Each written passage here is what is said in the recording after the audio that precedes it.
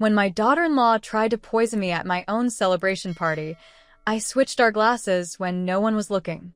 Minutes later, her mother began to convulse. That's when I realized that fortune doesn't just attract strangers, it turns family into predators. If you're watching this, subscribe now and tell me in the comments if you've ever discovered someone close to you wasn't who they seemed. My name is Eleanor Mason, and 6 months ago, I was just another widow trying to make ends meet. Working as a part-time librarian in our small town of Lakeside Grove wasn't glamorous, but it paid enough to keep the lights on in the little craftsman house Raymond and I had scrimped and saved for 30 years to buy. After Raymond passed from cancer 3 years ago, I learned to live with less.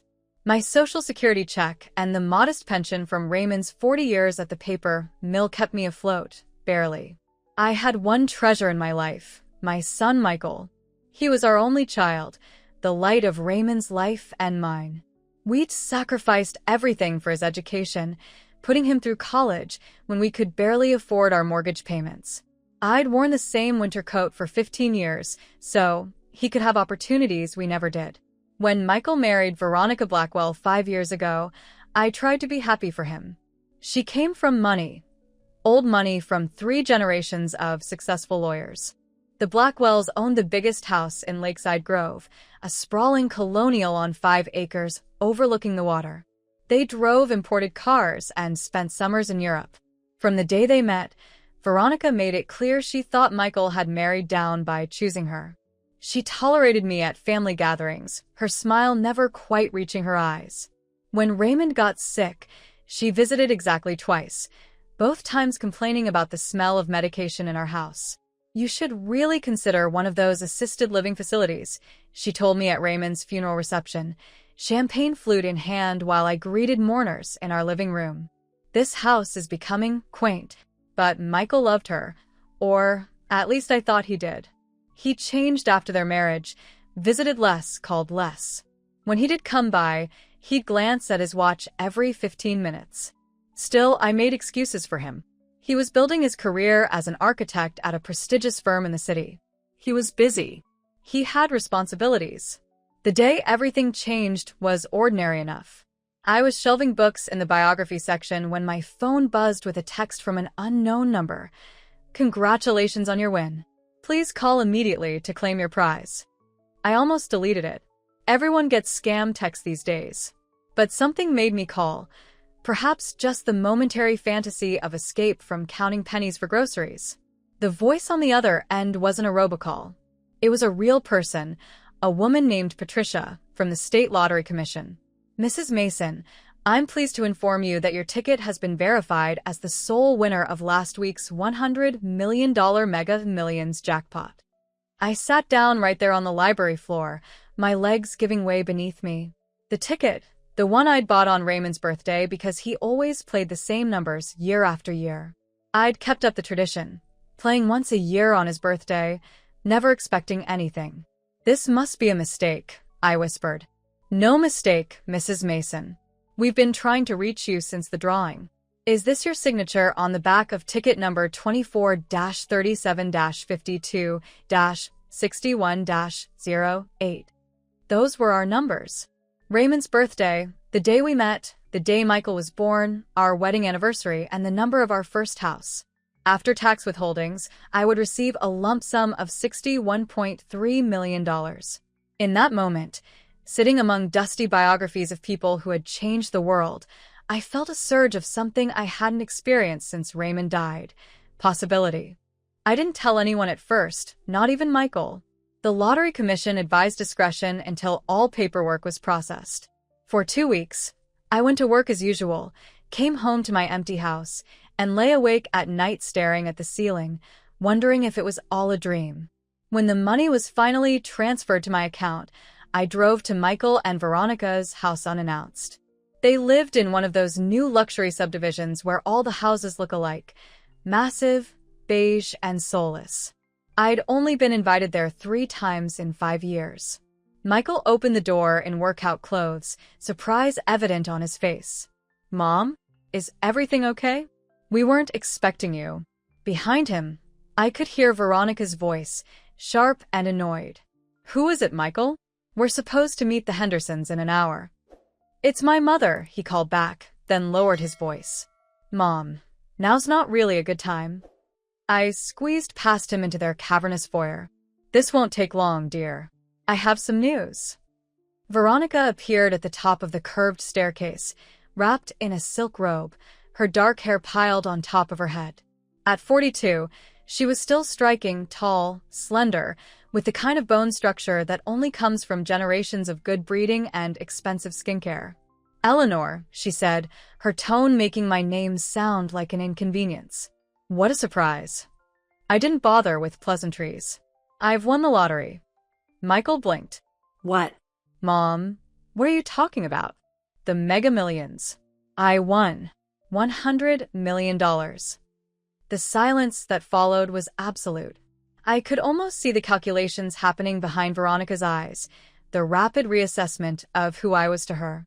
Michael recovered first, wrapping me in a hug that felt more genuine than any he'd given me in years. Mom, that's incredible. Are you serious? Completely serious.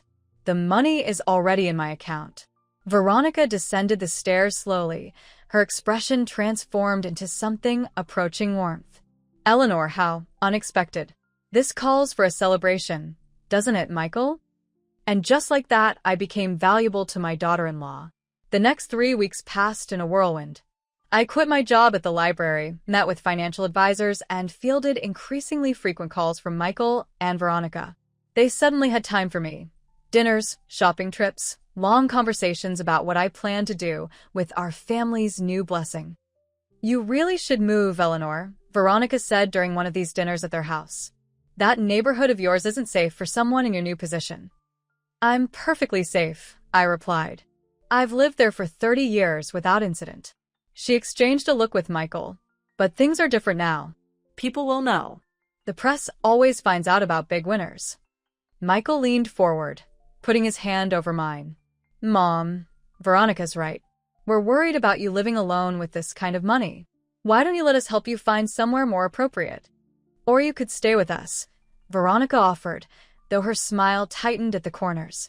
Just until you find your footing. I declined both offers. Raymond and I had built our life in that house. I wasn't leaving because my bank account had more zeros. What I did agree to, however, was a celebration.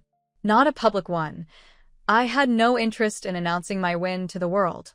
But a private gathering of family and close friends seemed appropriate. A chance to share my good fortune and honor Raymond's memory. Let me plan it, Veronica insisted.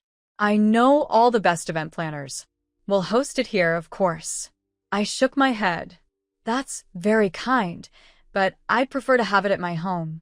Her mouth formed a perfect O of surprise. Your house? Eleanor, you can't possibly fit more than a dozen people comfortably in that space. Then we'll have it in the garden. Raymond's roses are blooming now.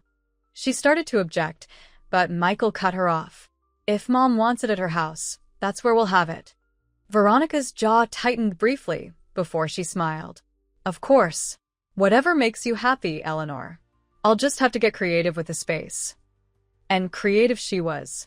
The day of the party, I barely recognized my own backyard.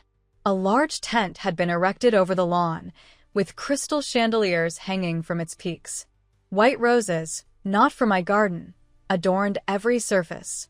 A string quartet played in the corner.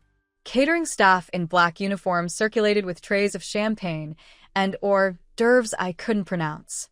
The guest list had somehow expanded beyond my small circle of friends to include people I barely knew, colleagues of Michael's, friends of Veronica's, and her parents, Richard and Judith Blackwell, who had never deigned to visit my home before.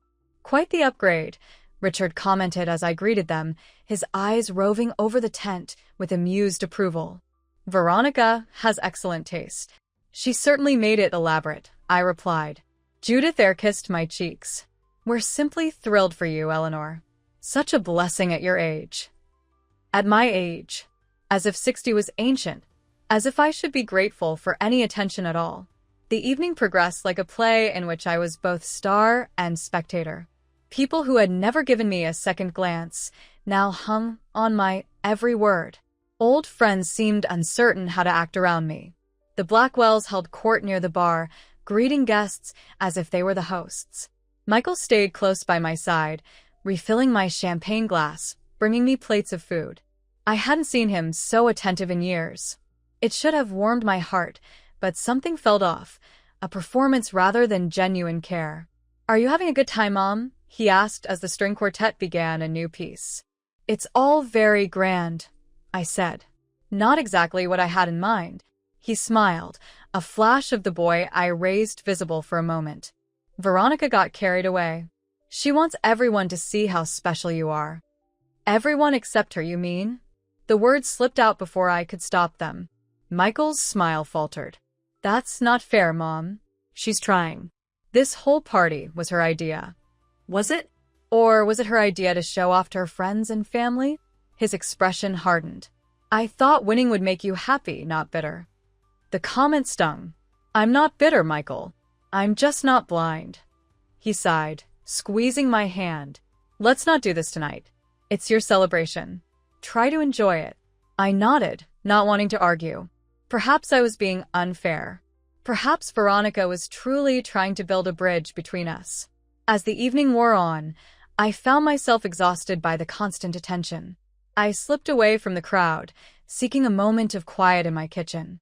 Through the window, I could see guests mingling under the tent, laughing and drinking.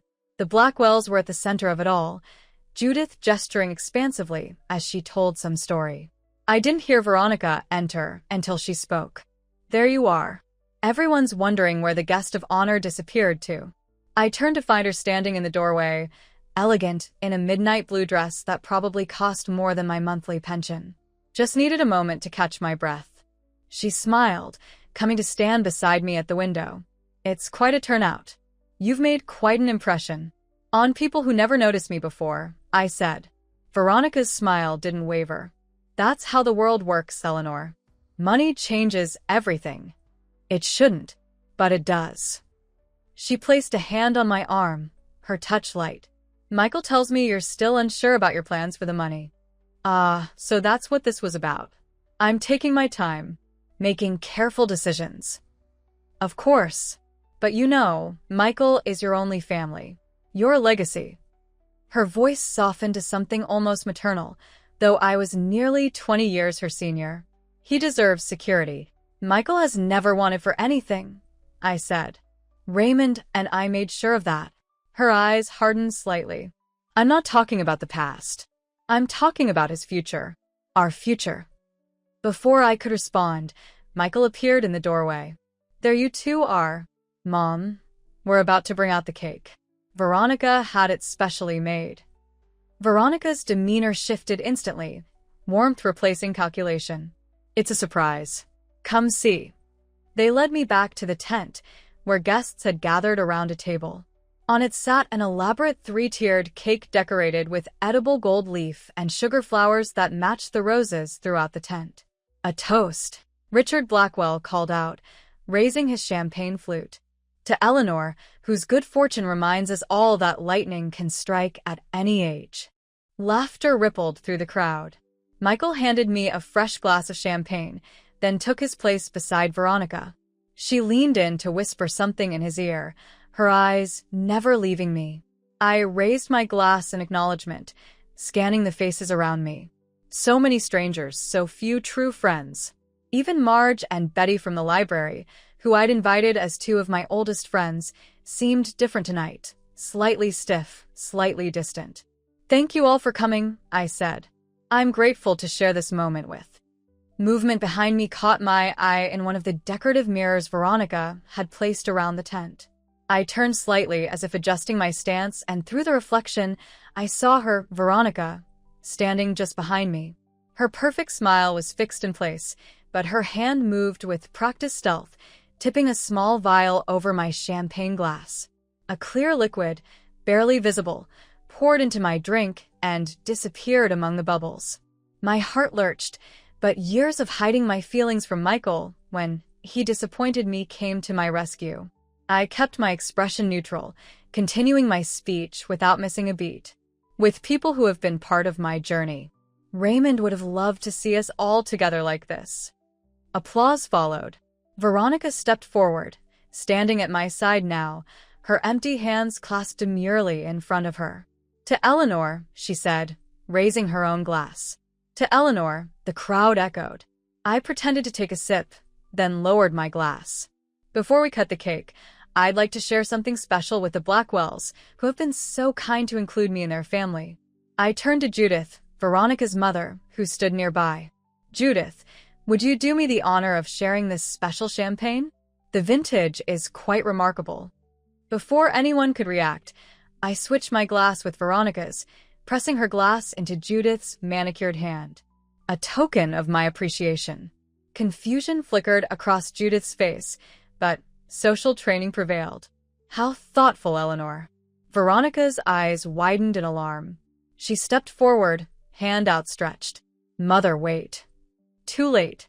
Judith had already taken a deep drink, smiling appreciatively. "Delicious." Veronica froze, her face draining of color. For a moment, our eyes locked, and I saw something I never expected: fear. What happened next seemed to unfold in slow motion. Judith's smile faltered. She brought a hand to her throat, her glass slipping from her fingers and shattering on the patio stones. A small gasp escaped her lips before her knees buckled. "Mother!" Veronica lunged forward, catching Judith before she hit the ground. The tent erupted in chaos. Someone shouted for a doctor. Richard Blackwell pushed through the crowd, falling to his knees beside his wife. "Judith! What's happening? Judith!" Michael turned to me, his face a mask of confusion and horror. "Mom, what's going on?" I met his gaze steadily. "I believe your wife just poisoned her own mother by mistake." His expression shifted from confusion to disbelief. "What?" That's insane." Across Judith's convulsing body, Veronica's eyes met mine again, this time with unmistakable hatred. She knew I knew, and she knew I had outmaneuvered her. Two guests who were doctors rushed forward, taking charge of the situation. They cleared the area, called an ambulance, and began emergency treatment. The party disintegrated into frightened murmurs and hasty departures. Through it all, I remained calm, watching as my daughter-in-law's careful plan unraveled. The ambulance arrived within minutes, paramedics rushing Judith away on a stretcher with Veronica and Richard following behind. Michael grabbed my arm, his fingers digging in painfully. "What did you mean? About Veronica poisoning her mother?"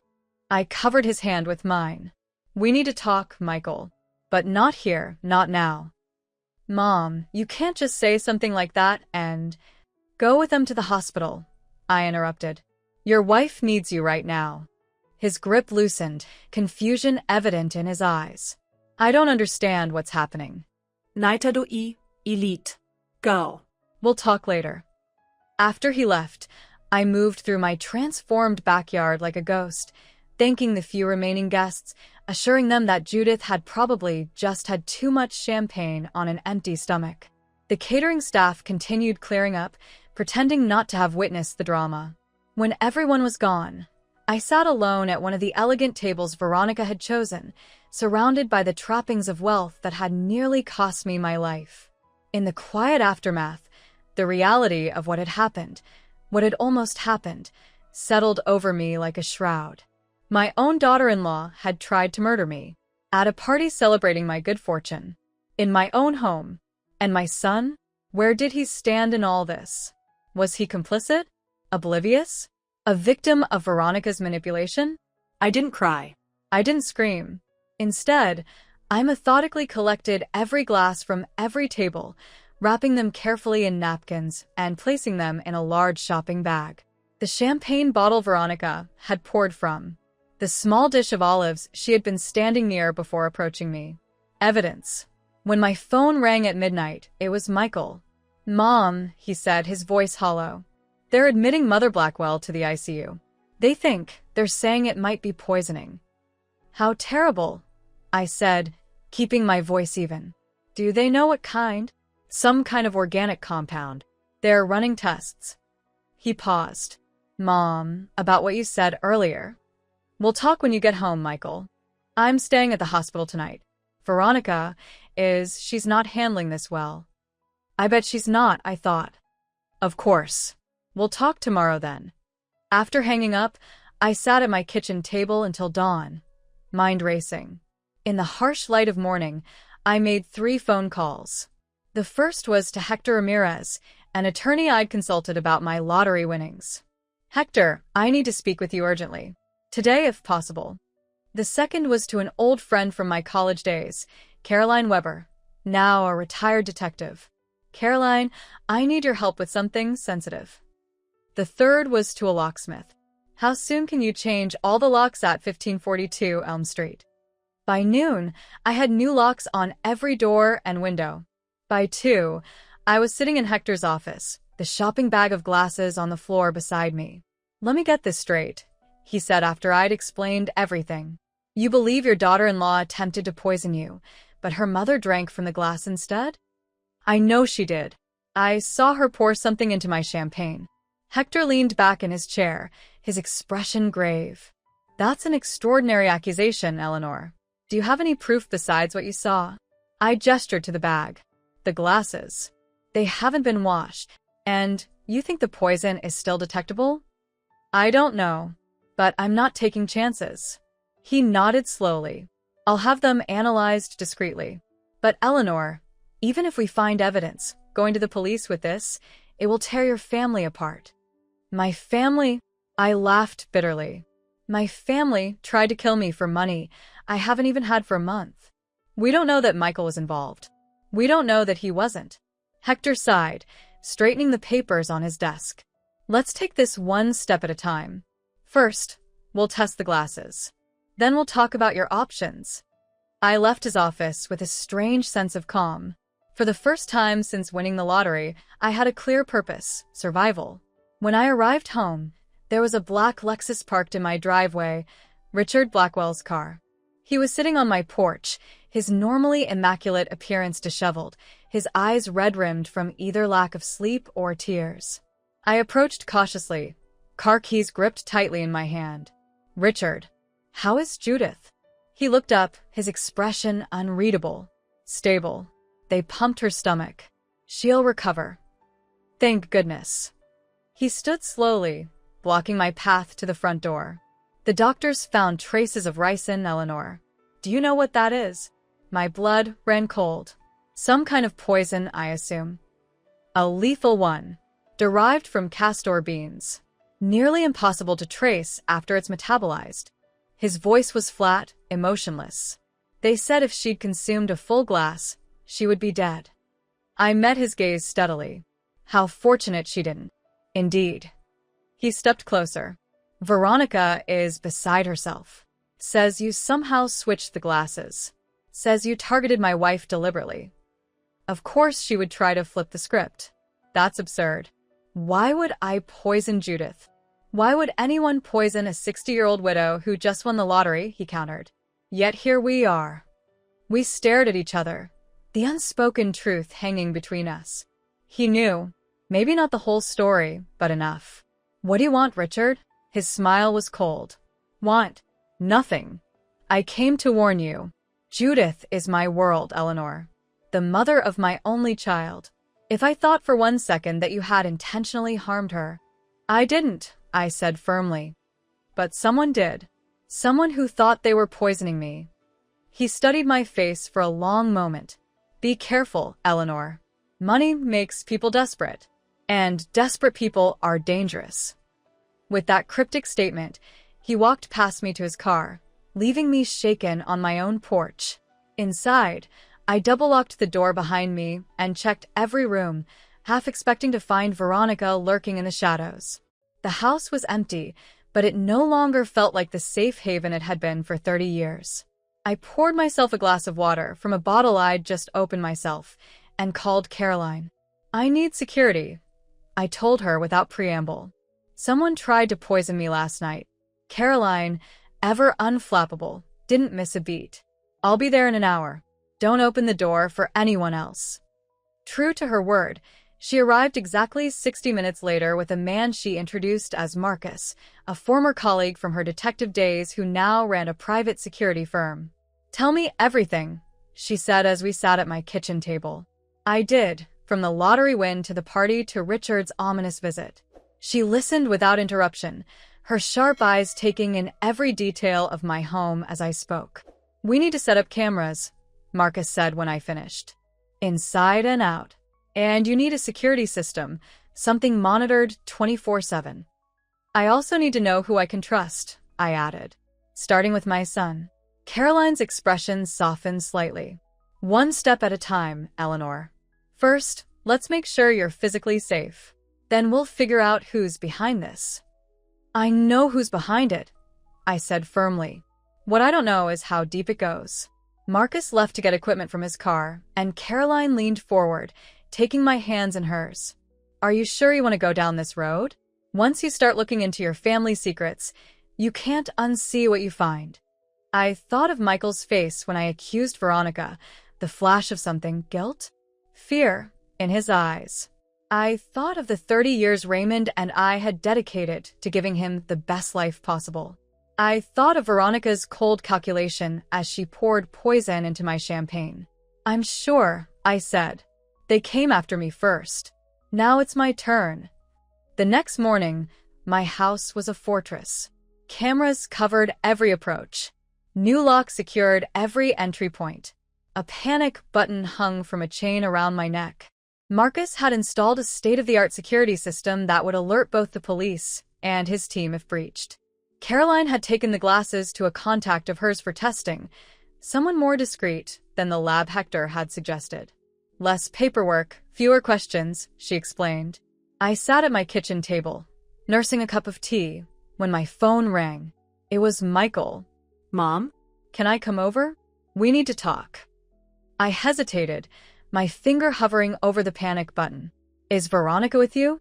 "No, she's at the hospital with her mother." His voice sounded strained. "I'm alone. Please, Mom." All right. 1 hour. I called Marcus immediately after hanging up. "My son is coming over. I want you here, but out of sight." When Michael arrived exactly 1 hour later, I watched him on the new security monitor before opening the door.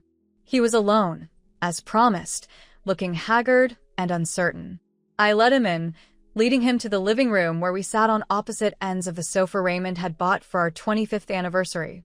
"You've changed the locks," he observed, among other things. He nodded, rubbing his hands together nervously. "Mom, about the party, about what you said regarding Veronica? That she poisoned my champagne but Judith drank it instead?" I supplied. "Yes, let's talk about that." Michael flinched. "That's a serious accusation. Attempted murder usually is." "Mom, please." He leaned forward, eyes pleading. "Veronica would never. She's not capable of something like that. I saw her, Michael. With my own eyes. She poured something into my glass when she thought no one was looking." He shook his head vehemently. "There must be some explanation. Maybe she was adding something else, a supplement or—" "Ricin," I interrupted. "That's what the doctors found in Judith's system. A lethal poison made from castor beans."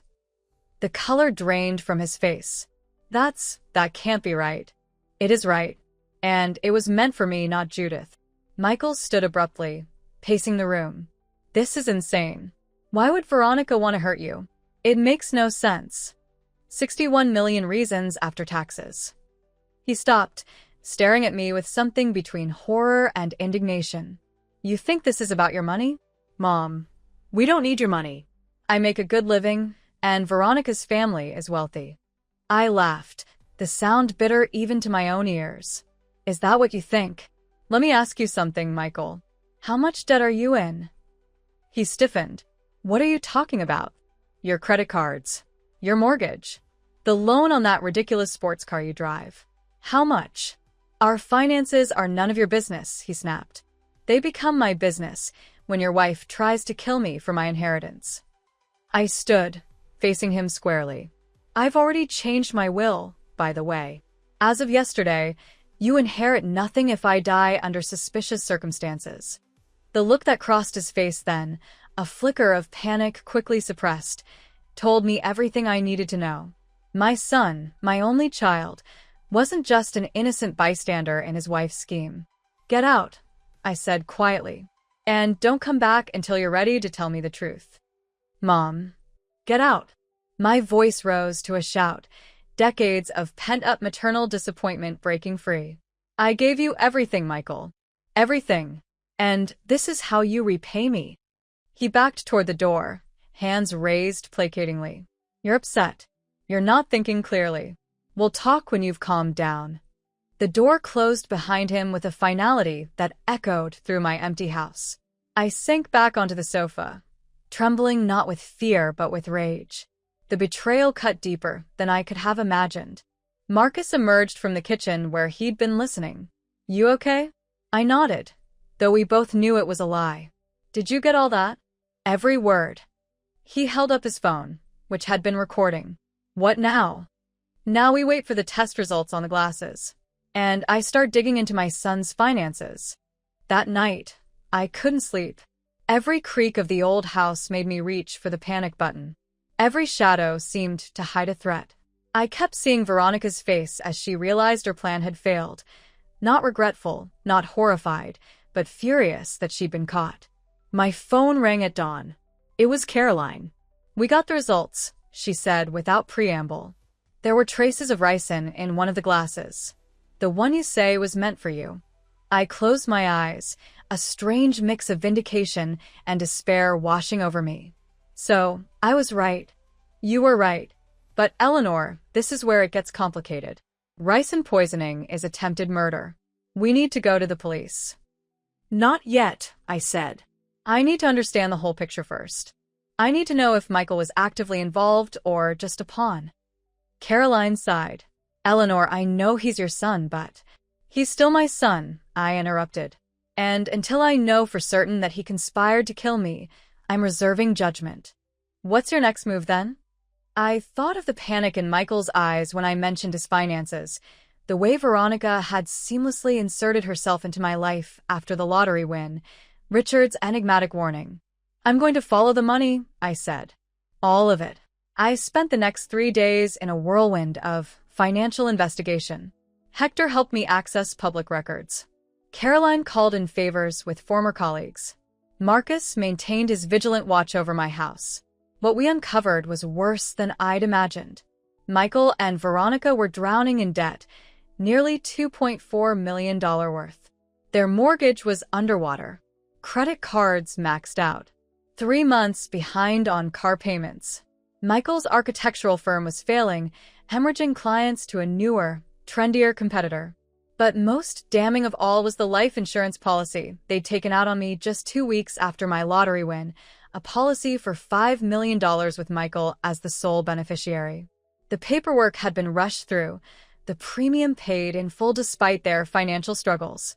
They had been planning my death before the champagne was ever poured. I sat in Hector's office, staring at the documents spread across his desk.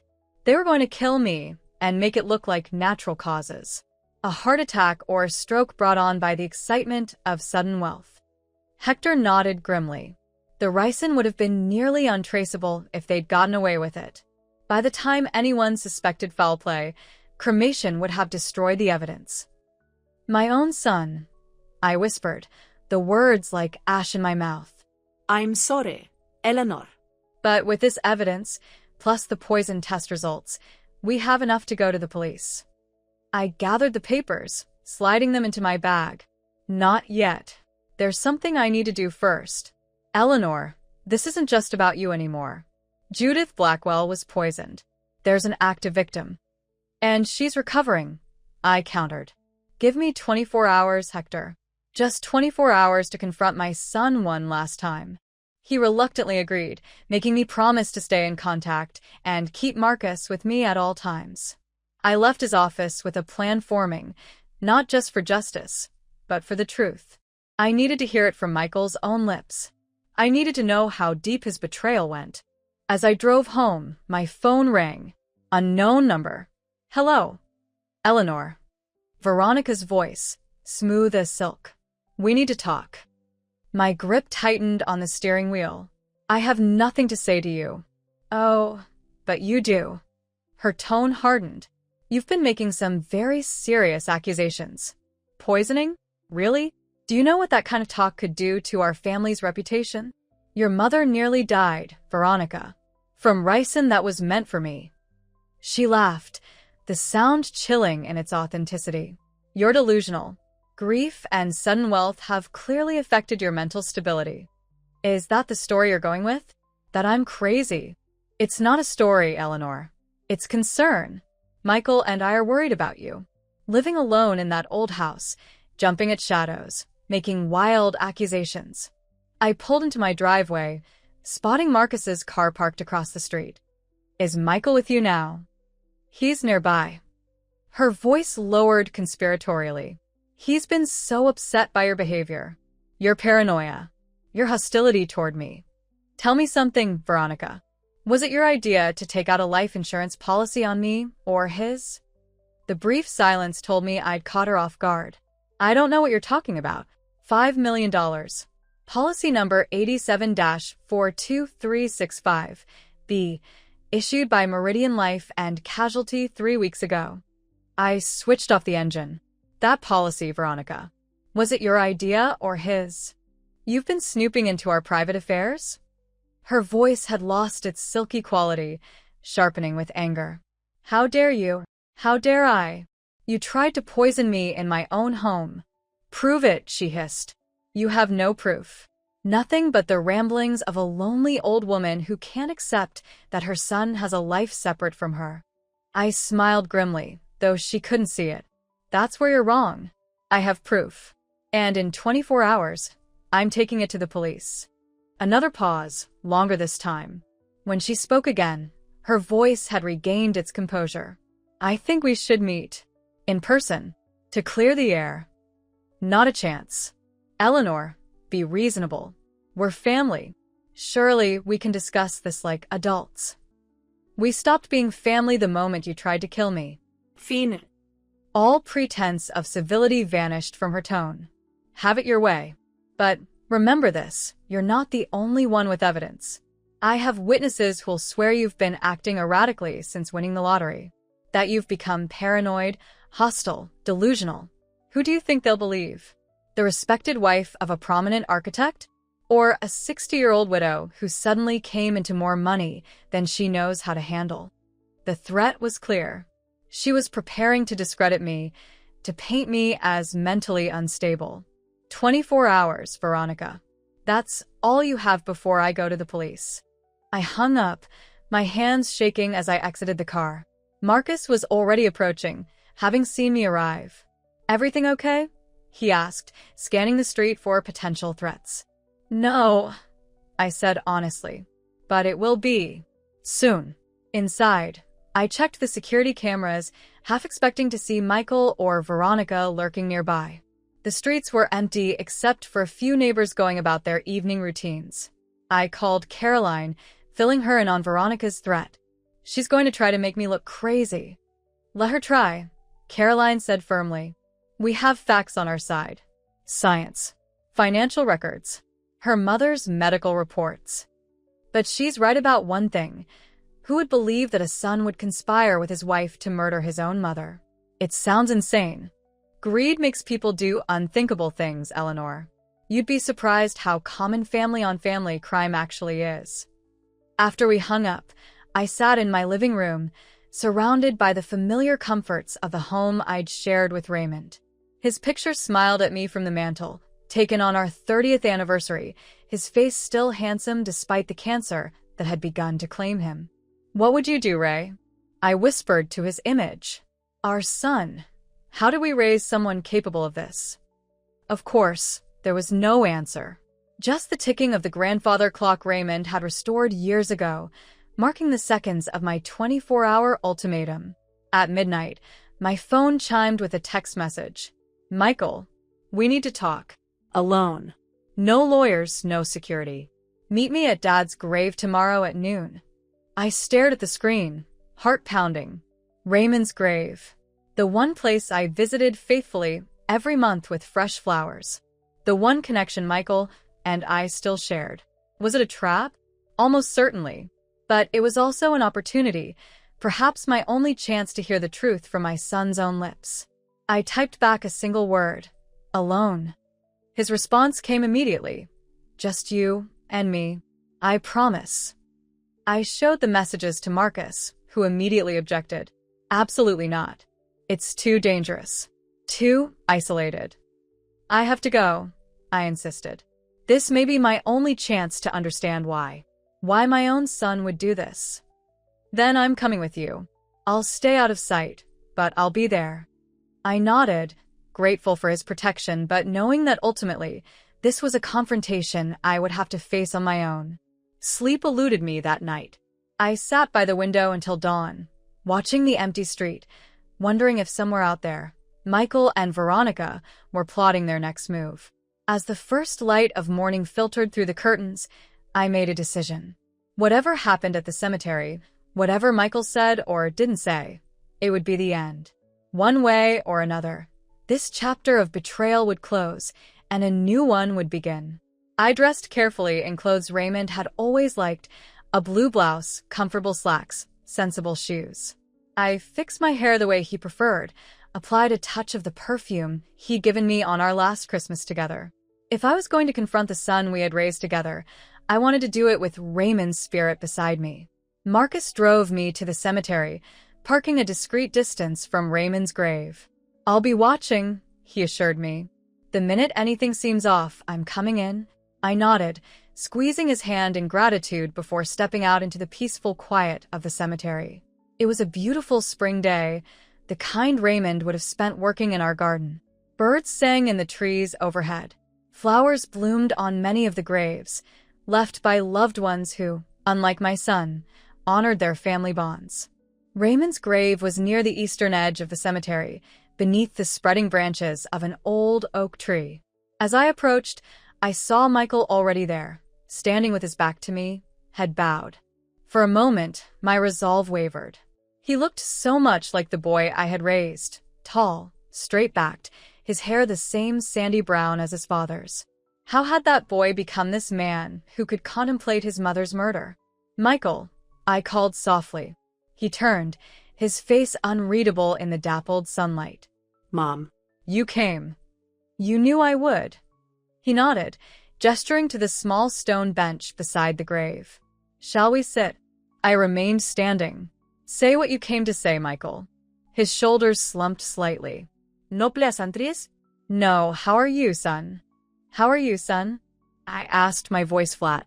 Still planning my death, or have you moved on to other potential victims? His face hardened. You don't understand anything about my life. Then explain it to me. Explain why my only child, the boy I sacrificed everything for, would conspire with his wife to murder me for money. It wasn't like that, he muttered, looking away. It wasn't supposed to be violent. My breath caught. There it was, the admission I had both craved and dreaded. What was it supposed to be then? He paced in front of the grave, hands jammed in his pockets. We're in trouble, Mom. Bad trouble. The kind that doesn't just go away. Financial trouble, I supplied. I know all about your debts, Michael. The underwater mortgage. The maxed-out credit cards. The failing business. He stopped, staring at me in surprise. How did you? Did you think I wouldn't investigate after someone tried to kill me? Did you think I'd just ignore it and hope for the best? It wasn't supposed to happen that way, he repeated, more insistent now. The original plan was different. What was the original plan, Michael? Tell me. He sat heavily on the bench, head in his hands. We were going to have you declared incompetent. After the lottery win, we had a doctor lined up who would testify that the sudden wealth had triggered a psychological break, that you were unable to manage your affairs. I felt physically ill. You were going to have me committed? Your own mother? Not committed. Just managed. Under conservatorship. With me as your guardian. He looked up, his expression pleading. You would have been comfortable. Well cared for.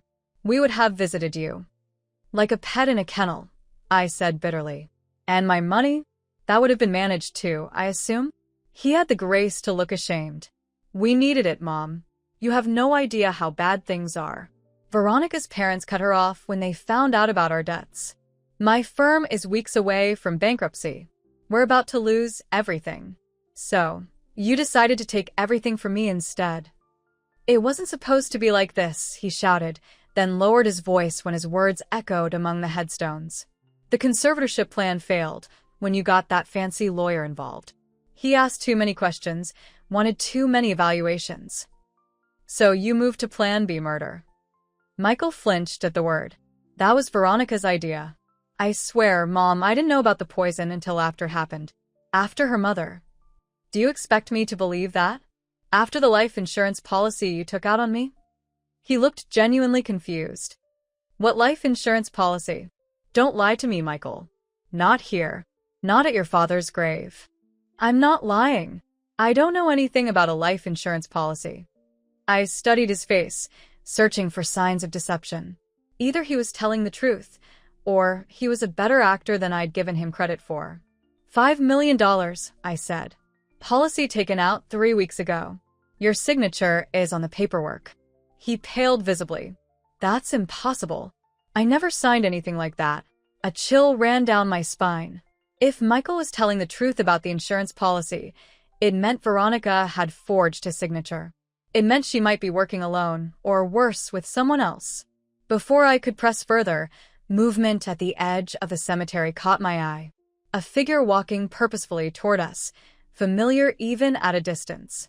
Veronica, you promised me you'd come alone, I said, backing away from Michael. He turned, following my gaze. I did. I don't know why she's here. I swear, Mom. Veronica approached, elegant even in casual clothes, her expression unreadable behind large sunglasses. What a touching scene. Mother and son reunited at Daddy's grave. Michael stood.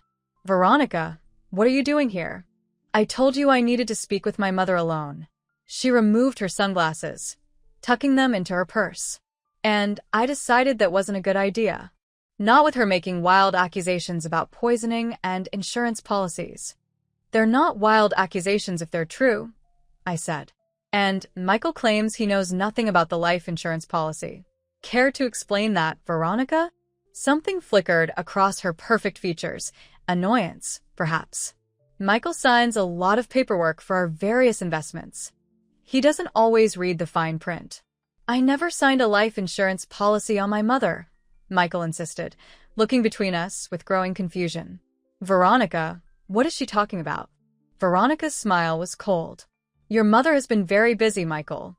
Hiring private investigators, analyzing drinking glasses, digging through our financial records.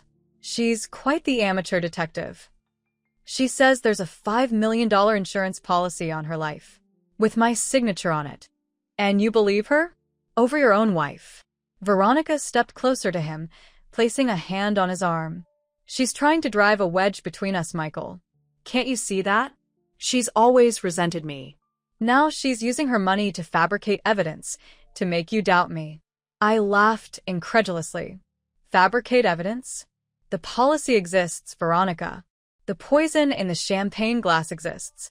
Your mother nearly dying exists. An unfortunate accident, she said dismissively. Mother has always had digestive issues. An allergic reaction. Nothing more. To ricin? I challenged.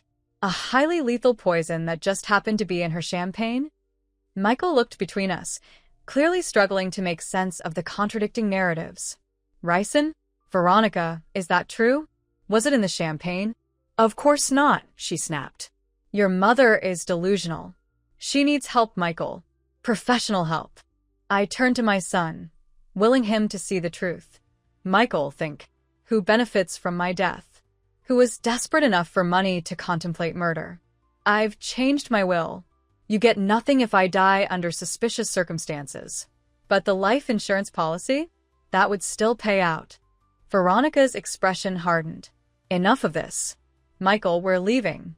Your mother clearly needs time to come to her senses. She tugged at his arm, but he stood firm. The life insurance policy, he said slowly. Show it to me, Mom. If it exists, if my signature is on it, show me. I reached into my purse, withdrawing the folder Hector had prepared. It's all here. The policy, the financial records, The test results from the champagne glass. Michael took the folder, opening it with hands that trembled slightly. Veronica watched, her composure cracking as he leafed through the documents. "This isn't my signature," he said finally, looking up at Veronica. "It's close, but the M is wrong. I always loop the first part." Veronica's face betrayed nothing, but her hands, those perfectly manicured hands, curled into fists at her sides. "Are you seriously going to take her word over mine? After everything we've been through together?" "It's not her word," Michael said, his voice strengthening. "It's evidence. Facts." He turned to me, his expression a mixture of horror and dawning realization. "Mom, I swear I didn't know about any of this. The conservatorship plan, yes. I'm ashamed to admit that was partly my idea. But murder? Insurance fraud? I never agreed to that." "Liar," Veronica hissed, all pretense of civility vanishing. "You knew exactly what was happening. You complained for years about how your parents held you back, how they never gave you enough, how your mother clung to you even after your father died. You wanted her money as much as I did." Michael stepped back as if she'd struck him. "That's not true. I was frustrated sometimes, yes, but I never wanted to hurt my mother." "Of course you did." Veronica's voice rose, drawing the attention of a groundskeeper in the distance. "Why else would you have gone along with everything? The conservatorship plan? The fake concerns about her mental health? The emergency contact forms at her doctor's office that you altered to list yourself first? Each revelation was a fresh wound. I looked at my son, searching for the child I had raised in the man who stood before me. Is that true, Michael? Did you really believe I was holding you back all these years?" He couldn't meet my eyes. I was struggling. The business was failing. Veronica kept saying if only we had more capital, more connections. I let her convince me that it was your fault somehow. That you and Dad had kept me dependent, kept me from reaching my full potential. Your potential? I laughed bitterly. We remortgaged our house to pay for your college. Your father worked double shifts for years so you could have everything you needed. We gave you everything, Michael. Everything. "I know," he whispered. "I forgot that for a while. Let myself believe a different story." Veronica made a sound of disgust. "Oh, spare me the family reconciliation. It's too late for that." She turned to me, her beautiful face contorted with hatred. "You think you've won because you caught me this time. But you haven't. You're still a lonely old woman with more money than sense. And money attracts predators, Eleanor. All kinds of predators." "Is that a threat?" I asked calmly. "It's a fact." She smiled, cold and confident. "You can't watch your back forever." Michael stepped between us. "That's enough, Veronica. It's over. Whatever you were planning, whatever you thought was going to happen, it's done." She laughed, the sound brittle in the quiet cemetery. "Over? Nothing is over. Your mother might have evidence about the insurance policy, about the champagne. But it's her word against mine about who poured what. And who will the police believe? The grieving daughter whose mother was mysteriously poisoned? Or the wealthy widow making wild accusations?" "They'll believe the evidence," I said.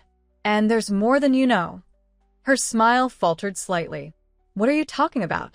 I held up my phone. "We've been recording this entire conversation, Veronica. Every admission, every threat. And my friend Marcus, the retired detective standing just over there by that maple tree, he's been witnessing everything." On cue, Marcus stepped out from behind the tree, raising a hand in acknowledgement. Veronica's composure cracked entirely. "You bitch," she spat. "You set me up." "No," I corrected her. "I protected myself. There's a difference." She lunged for my phone, but Michael caught her arm, holding her back. "Don't," he said firmly. "It's over, Veronica. We need to face the consequences." "We?" she shrieked, tearing free from his grip. "There is no we anymore, Michael. You're as pathetic as your mother, as weak as your father." The mention of Raymond, the implication that his kindness, his decency, had been weakness, was the final straw. 60 years of being underestimated, of being seen as less than, of sacrificing my own dreams for others. crystallized into a moment of perfect clarity. "You're right about one thing, Veronica," I said, my voice steady despite the rage boiling inside me. "Money does attract predators, but it also gives prey the resources to fight back." I turned to Michael, seeing in his face a mixture of shame, regret, and something else, perhaps the faintest glimmer of the boy I had raised. "I'm calling the police," I told him. "I'm pressing charges for attempted murder, insurance fraud, and conspiracy. If you cooperate, tell them everything you know, it might go easier for you." He nodded, shoulders slumped in defeat. "I'll tell them everything." I'm sorry, Mom. "So sorry." Veronica looked between us, her perfect mask now completely shattered. "You can't do this to me. Do you have any idea who my family is in this town?" "Your family?" I smiled grimly. "You mean the mother you accidentally poisoned? The father who came to warn me about you? That family?" She backed away, her eyes wild. "This isn't over. You haven't heard the last of me." "Actually, I think I have." I nodded to Marcus, who was already on his phone, presumably calling the police. "Goodbye, Veronica." As she stormed away across the cemetery, Michael sank onto the bench beside his father's grave, head in his hands. What have I done? What did I let her convince me to do? I didn't comfort him. The betrayal was too fresh, the wound too deep. Instead, I stood before my husband's headstone, tracing the letters of his name with my finger. "I loved you," I said to Michael. "Your father and I both did. More than anything in this world." "I know," he whispered, tears streaming down his face. "I forgot that. I let myself forget everything that mattered." In the distance, sirens wailed, growing louder with each passing second. The reckoning was coming for Veronica, for Michael, for all of us. I looked down at my son, this stranger who shared my blood, and felt a complex mixture of emotions: grief for what we had lost, anger at his betrayal, and somewhere beneath it all, a mother's stubborn, irrational love that refused to die completely. "What happens now?" he asked, looking up at me with red-rimmed eyes. I turned toward the approaching sirens, my voice calm and certain. "Now, Michael? Now justice happens." But even as I spoke the words, I knew this was just the beginning. Veronica's threat echoed in my mind. Money attracts predators. All kinds of predators. She was right about that, at least. And somewhere out there, beyond the peaceful quiet of the cemetery, other threats were waiting. Other secrets were lurking. Other betrayals were being planned. The police cars pulled up to the cemetery gates, lights flashing against the granite headstones. As officers approached, I straightened my shoulders and prepared to tell my story. The first chapter in what I was beginning to realize would be a much longer saga than I had ever imagined. My name is Eleanor Mason. I am 60 years old. I won the lottery and lost my family in the same month. But this isn't the end of my story. It's only the beginning. The next 48 hours passed in a blur of police statements, lawyer meetings, and reporters camped outside my front door. Veronica was arrested that same day in the cemetery on charges of attempted murder, insurance fraud, and conspiracy. Michael wasn't charged, not yet, but the detective handling the case made it clear he remained a person of interest. If you've been following my story, make sure to subscribe now and comment if you've ever had to rebuild your life after a betrayal. Trust me, what happens next will leave you speechless. The media circus was immediate and relentless. Lottery winner's deadly celebration screamed the headlines. Architect's wife plotted mother-in-law's murder, declared another. My picture was everywhere, usually an unflattering one from years ago, making me look frail and confused, the perfect victim. Richard and Judith Blackwell held a press conference from the hospital, Judith still weak, but determined to present a united front with her husband. "We are shocked and heartbroken by our daughter's actions," Richard announced, his voice breaking appropriately for the cameras. "We had no knowledge of her plans and are cooperating fully with authorities." It was a masterful performance. The grieving parents, the pillars of the community, distancing themselves from their daughter's crimes while appearing compassionate and righteous. Not once did they mention my name or express concern for the fact that I had been the intended victim. Caroline called me as the press conference aired live. They're covering their assets, she said bluntly, distancing the Blackwell name from the scandal. Of course they are, I replied, watching Richard dab at his eyes with a monogrammed handkerchief. They've spent 3 generations building that reputation. They won't let Veronica destroy it. How are you holding up? Caroline asked. I considered the question. How was I? Shocked, certainly. Betrayed, absolutely. But beneath those expected emotions was something else, a steely resolve I hadn't felt in decades. I'm surprisingly okay, I told her. I think I'm still processing everything, but there's also relief. Like I've been seeing the world through foggy glasses for years, and someone finally cleaned them. That's the truth coming into focus, Caroline said. It has a clarifying effect. When I hung up, Marcus appeared in my living room doorway. Your son is outside. Wants to talk to you. My heart clenched. I hadn't seen Michael since the cemetery, since the police had taken him in for questioning. Did he say what he wants? Just that it's important. Says he has information you need to hear. I nodded slowly.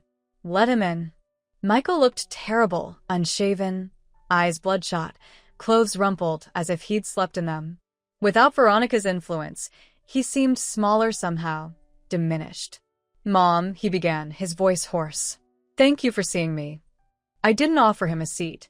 What do you want, Michael? He flinched at my tone but pressed on. I've been cooperating with the police, telling them everything I know about Veronica's plans. And what exactly do you know? You claimed at the cemetery you were innocent of the murder plot. I was. He ran a hand through his disheveled hair. I mean, I knew about the conservatorship plan. That was bad enough. But I swear I didn't know about the poison. Or the life insurance policy. But you knew she wanted me out of the way. He couldn't meet my eyes. Yes. But I thought that meant legally declared incompetent, not dead. I laughed bitterly. Oh, so you only wanted to strip me of my rights and dignity, not my life. How noble of you. I know how it sounds. I know I can never make this right. He finally looked up, his eyes wet with tears. But that's not why I'm here. I'm here to warn you. That caught me off guard. Warn me? About what? Veronica made bail this morning. Her parents posted it, $5 million cash. A chill ran through me. She's out? Already? Michael nodded grimly. And that's not all. When I was being questioned, the detective let something slip. They found evidence on Veronica's computer, searches for other poisons, one's harder to detect than ricin, and a file with notes about your daily routine, your medication schedule, even the brand of coffee you drink. She was planning multiple attempts. I said, the reality sinking in.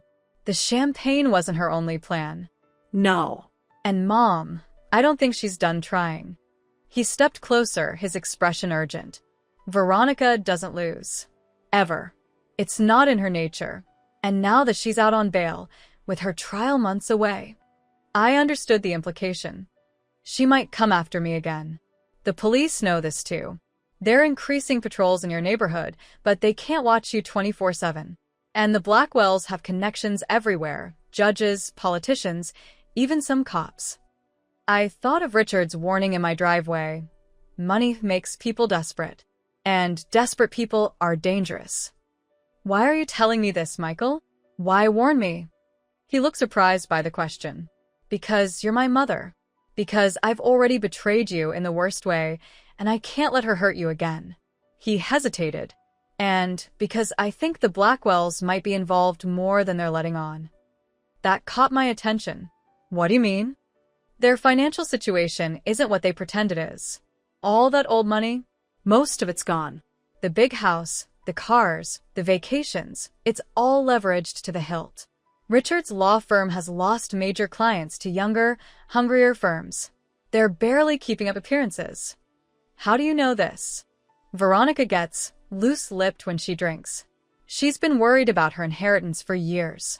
Said her parents were running through what should have been hers. He paused.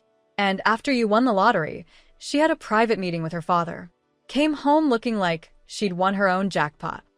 I sat down heavily, my mind racing. You think Richard was in on the plot? I don't know for sure, but I think it's possible. The Blackwells are all about family legacy. Your money could have saved that legacy. Marcus, who had been silently observing from the doorway, stepped forward. We should take this to the detective handling the case. It's just my suspicion, Michael said. I have no proof, but it gives us something to investigate. I replied, my thoughts already spinning in new directions. If Richard was involved, it changes everything. Michael nodded, then hesitated. Mom, there's something else you should know. About the foundation you set up with your lottery money. I frowned. What about it? Veronica has been looking into it. She hired a financial investigator to find weaknesses, loopholes in the structure. She's convinced there's a way to get to those funds, even with the protections you put in place. The foundation had been my first act after winning, a trust that protected the bulk of my winnings, dedicating it to causes Raymond and I had always believed in. Education for underprivileged children, cancer research, support for families facing medical bankruptcy. I'd placed over $50 million in that foundation, safely beyond Veronica's reach, or so I thought. What kind of weaknesses? I don't know the details, but she mentioned something about challenging your mental competency at the time you established it. Said if she could prove you weren't of sound mind when you set it up, the whole thing could be invalidated. My blood ran cold. The conservatorship plan hadn't died, it had evolved. After Michael left, I called Hector immediately. We need to review the foundation structure. Make sure it's airtight. It is, he assured me. We had 3 independent lawyers sign off on your mental competency when you established it. Medical evaluations, cognitive tests, the works. Veronica thinks she's found a weakness, and she's desperate enough to exploit it. Hector was quiet for a moment. I'll review everything again. And Eleanor? Maybe consider leaving town for a while. Just until the trial. I'm not running, I said firmly. This is my home. Raymond's home. I won't be driven away. Then, at least consider upgrading your security. The surveillance system is good, but if the Blackwells are truly involved, they have the resources to get around it. That night, I couldn't sleep. Every creak of the old house, every shadow, seemed ominous. I kept thinking of Veronica out on bail, potentially plotting her next move. And now Richard and Judith were potential threats too. At dawn, I made a decision. I wouldn't live in fear. I would take control of the narrative. I called Barbara Winters, an old classmate who now worked as a producer for the local news station. Barbara, it's Eleanor Mason. I think it's time I told my side of the story. 3 hours later, I was sitting in Barbara's office, makeup artists preparing me for my first television interview. We'll air this on tonight's 6 o'clock news, Barbara explained. Prime viewership, especially in your demographic. I want the whole story out there, I told her. No editing, no softening the blow. She nodded, her eyes gleaming with the prospect of ratings gold. Trust me, Eleanor.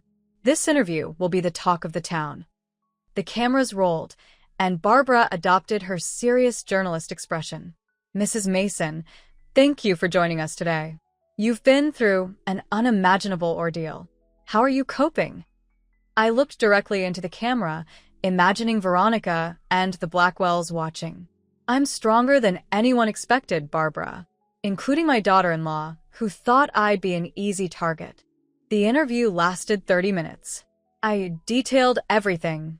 The lottery win, Veronica's sudden interest in my life, the poisoned champagne, the forged insurance policy, Michael's confession about the conservatorship plan. I was calm, articulate, and above all, credible. What do you say to those who might suggest this is all a misunderstanding? That perhaps the poison was meant for someone else? Barbara asked, playing devil's advocate. I say look at the evidence.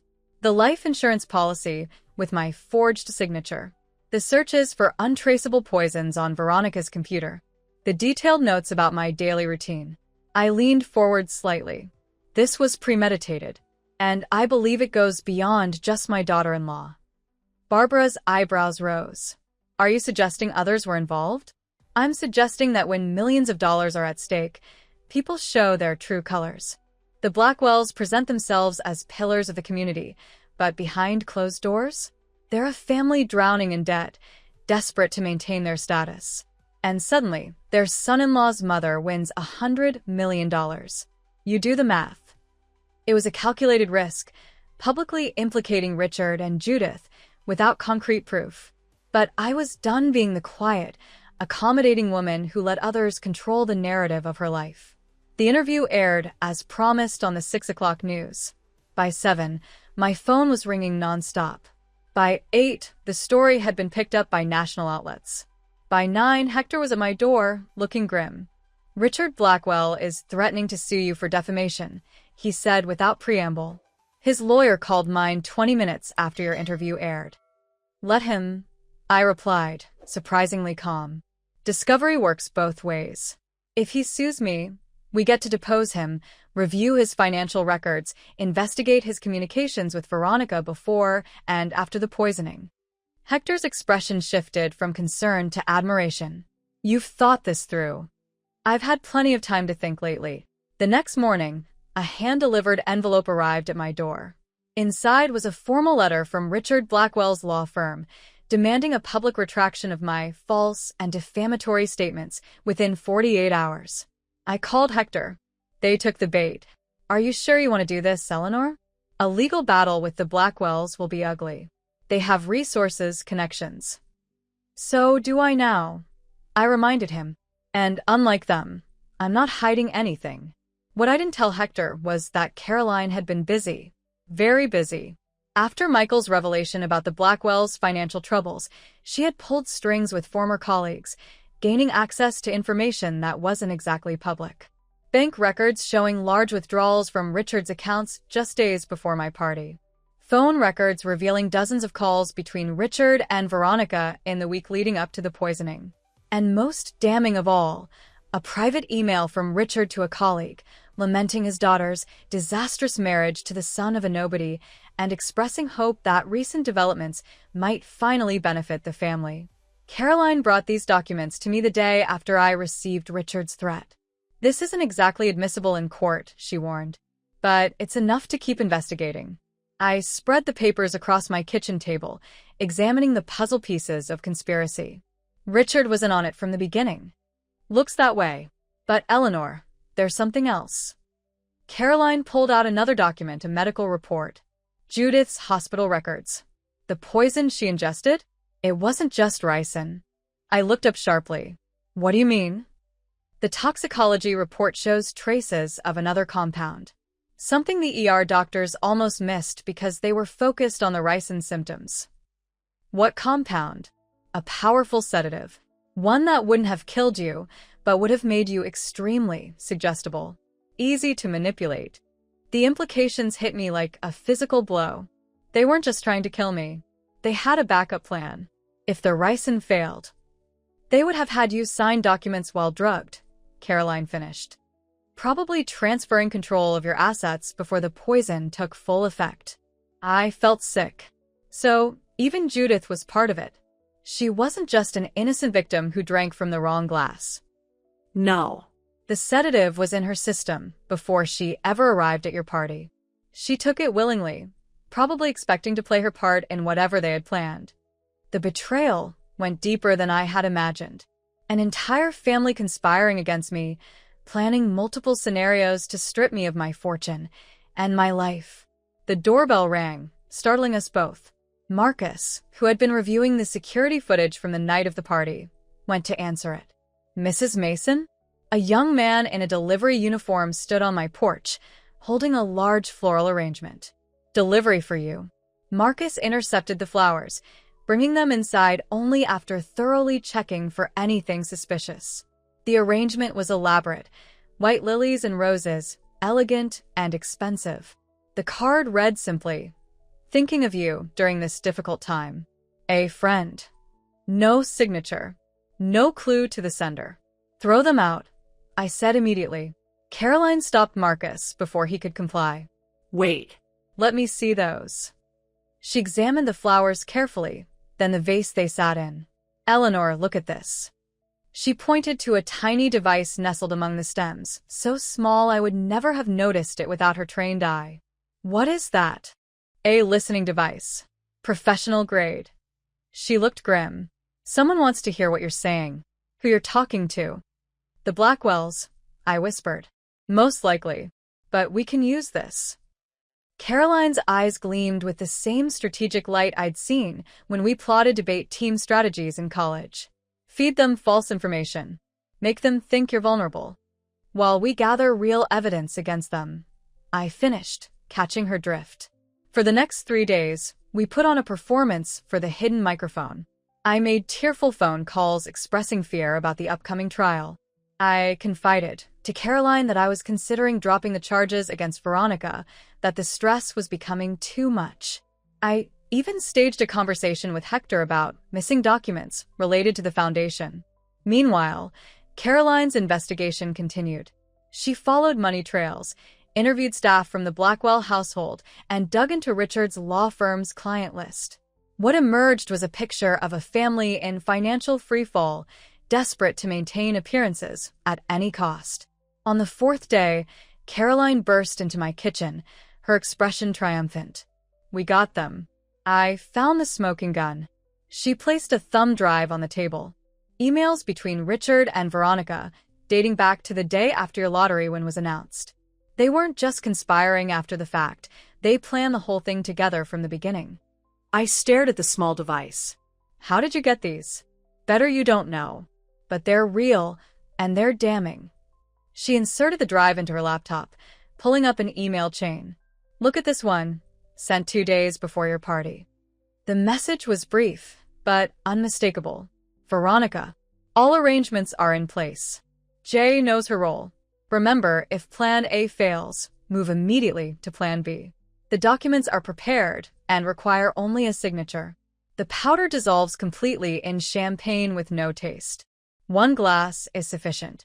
After it's done, wait 24 hours before contacting M's firm about the client accounts.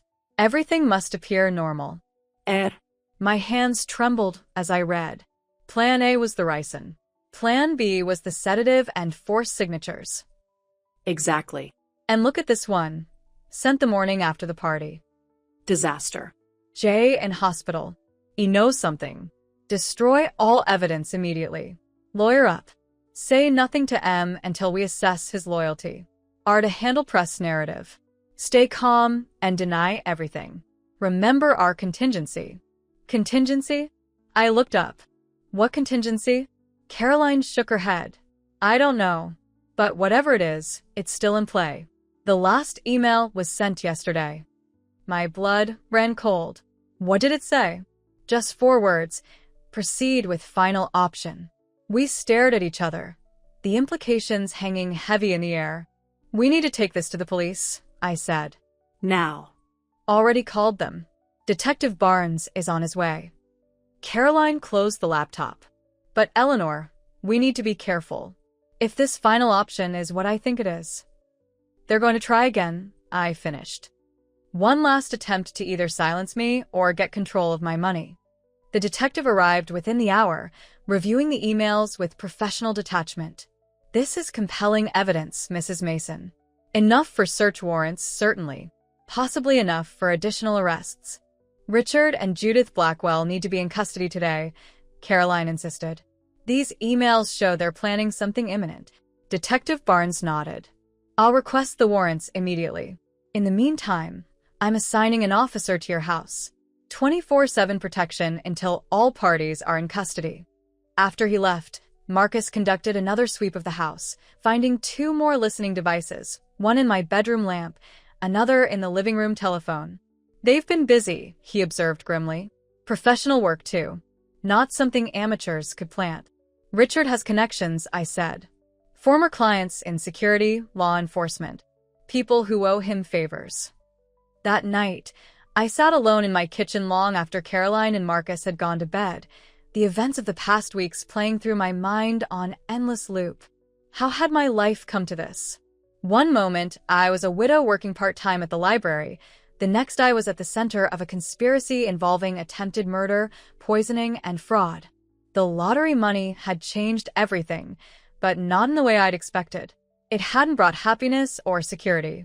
Instead, it had revealed the rot beneath the surface of my family, the true nature of the people I thought I knew.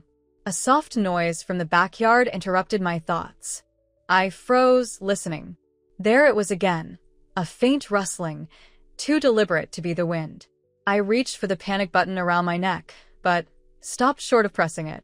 This might be my chance to catch whoever was closing in, to finally end this nightmare. Instead, I moved quietly to the kitchen drawer where Marcus had left a small handgun, just in case.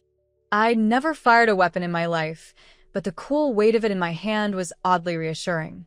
The rustling came again, closer now. A shadow passed across the kitchen window, tall, masculine in shape. Not Veronica, then. Richard? Or someone he'd hired. I backed into the corner of the kitchen, gun raised, and reached for the light switch with my free hand. In one motion, I flipped it on, illuminating the backyard through the window. The figure froze in the sudden brightness. Michael. My son stood on my back patio, his face half hidden in shadow. He raised his hand slowly when he saw the gun. "Mom," he called softly through the glass. "It's me. Don't shoot." I didn't lower the weapon. "What are you doing here, Michael? It's after midnight. I need to talk to you. It's urgent." His eyes darted nervously to the gun. "Please, Mom. It's about the Blackwells. About their final option." I hesitated, then set the gun on the counter, keeping it within reach as I moved to unlock the back door. "How do you know about that?" "Because I was supposed to be part of it." He stepped inside, closing the door quickly behind him. "Veronica called me today. Said her father was offering me a deal. Testify that you've been mentally unstable since winning the lottery, and they'll make sure I'm not charged as an accessory." "And you agreed?" I kept my distance, the counter between us. I pretended to find out what they're planning. He ran a hand through his hair, a gesture so like his father it made my heart ache despite everything. "Mom, they're filing emergency guardianship papers tomorrow morning. They have a judge in their pocket, Harrington. He's going to grant it without a proper hearing. They can't do that. I've been evaluated by 3 separate doctors. The foundation paperwork is airtight. They have 2 doctors willing to testify that grief, age, and sudden wealth have triggered psychosis. They're using your TV interview as evidence, claiming your paranoid accusations against the Blackwells show your deteriorating mental state." I gripped the edge of the counter, my knuckles white. "And once they have guardianship, Richard becomes your legal guardian, controls your medical decisions, your finances, everything." Michael looked sick. "They'd have you committed to a private facility they control. Once you're there..." He didn't need to finish the thought. Once under their control, in a facility they managed, I would either sign everything over to them or suffer a convenient medical emergency. "Why are you telling me this, Michael? Why betray their confidence?" His eyes met mine, steady for the first time since this nightmare began. "Because I've betrayed the wrong person for too long. Because I forgot who I was, who you raised me to be." I wanted to believe him. After everything, after all the lies and manipulation, I wanted desperately to believe my son had found his way back to me. "The detective has the emails," I told him, "between Richard and Veronica. They're getting search warrants, making arrests." Michael looked surprised, then relieved. "That's good. That's very good. But Mom, they're moving fast. The guardianship hearing is set for 9 a.m. tomorrow. Judge Harrington's private chambers. Then we need to move faster." I reached for my phone. "I'm calling Hector and Detective Barnes now." Michael nodded, then hesitated. "There's something else you should know. About the foundation." I paused, finger hovering over Hector's number. "What about it?" "The weakness Veronica thought she found? It's not in the paperwork or your mental competency. It's me. You. There's a clause naming me as successor trustee if anything happens to you. They plan to use that to control me, force me to redirect funds once they have guardianship over you." I remembered the clause clearly. It had been my idea, a way to ensure Michael would continue the charitable work after I was gone, a final act of faith in my only child. "I'll have Hector remove you as successor," I said. "First thing tomorrow." No. Michael stepped forward, his expression earnest. "Don't do that. Let them think their plan is working. Let them think they have leverage over me. I studied his face, searching for signs of deception. Why? Because I want to make this right, Mom. I want to help catch them in the act. He took a deep breath. Use me as bait. The plan came together quickly. By 2 a.m., Hector, Detective Barnes, Caroline, and Marcus had all gathered in my kitchen. Michael repeated everything he'd told me, adding details about the private facility where they planned to take me, the doctors they had bribed, the timeline for transferring my assets. It's ambitious, Detective Barnes admitted. If we weren't already building a case against them, they might have gotten away with it. They still might, Caroline pointed out. Judge Harrington is powerful. If he's in their pocket, then we need to show he's compromised, Hector said. Catch him accepting a bribe, record him discussing the arrangement with Richard. That would take time we don't have, I said. The hearing is at 9 a.m. Michael had been quiet, thinking, what if we let the hearing happen? Let Judge Harrington grant the guardianship. Let them think they've won. Detective Barnes shook his head. Too risky. Once they have legal control over your mother, even temporarily, but what if she's not there? Michael pressed. What if they get their guardianship ruling, but she's already gone? All eyes turned to me. Gone where? I asked. Somewhere safe. Somewhere they can't reach you. Just long enough for us to document their entire plan, catch them implementing it, and build an airtight case. Caroline nodded slowly. It could work. If Eleanor disappears tonight, they'll panic. Start making mistakes. And Michael feeds them information, Marcus added. Leads them to believe he knows where his mother is, that he can deliver her once the guardianship is in place. Detective Barnes still looked skeptical. It's risky. We're talking about a sitting judge, one of the most prominent attorneys in the state, and a family with deep connections. If anything goes wrong, it's already gone wrong, I said quietly. My daughter-in-law tried to poison me. My son conspired against me. The Blackwells are planning to have me declared incompetent and imprisoned in a private facility. What more do I have to lose? The detective sighed. All right, but we do this by the book as much as possible. Everything documented, everything legal. By dawn, I was packed and ready. Caroline would take me to her sister's lake house 3 hours away, remote, unlisted, unknown to anyone connected to the Blackwells. I would stay there, off the grid, while Michael played his part in drawing out Richard's full plan. Are you sure about this? Caroline asked as we loaded my suitcase into her car. Once we set this in motion, I'm sure, I said firmly. It's time to end this, all of it. Michael hugged me before I left, the first genuine embrace we'd shared in years. I'll make this right, Mom. I promise. I wanted to believe him. After everything, I still wanted to believe in my son. Just be careful, I told him. The Blackwells are desperate now. Desperate people do unthinkable things. I know. His expression darkened. I've seen firsthand what they're capable of. As Caroline drove me away from the home I'd shared with Raymond for 30 years, I watched my neighborhood recede in the side mirror. So many memories in that little house, good and bad, joyful and painful. Would I ever return? Or was this goodbye to another chapter of my life? The sun was rising as we hit the highway, painting the sky in shades of pink and gold. A new day, a new beginning perhaps. Caroline glanced over at me. Having second thoughts? No, I said, surprising myself with the conviction in my voice. For the first time in my life, I'm taking control. Whatever happens next, it's on my terms. What I didn't know then, couldn't have known, was that the Blackwells had anticipated our move.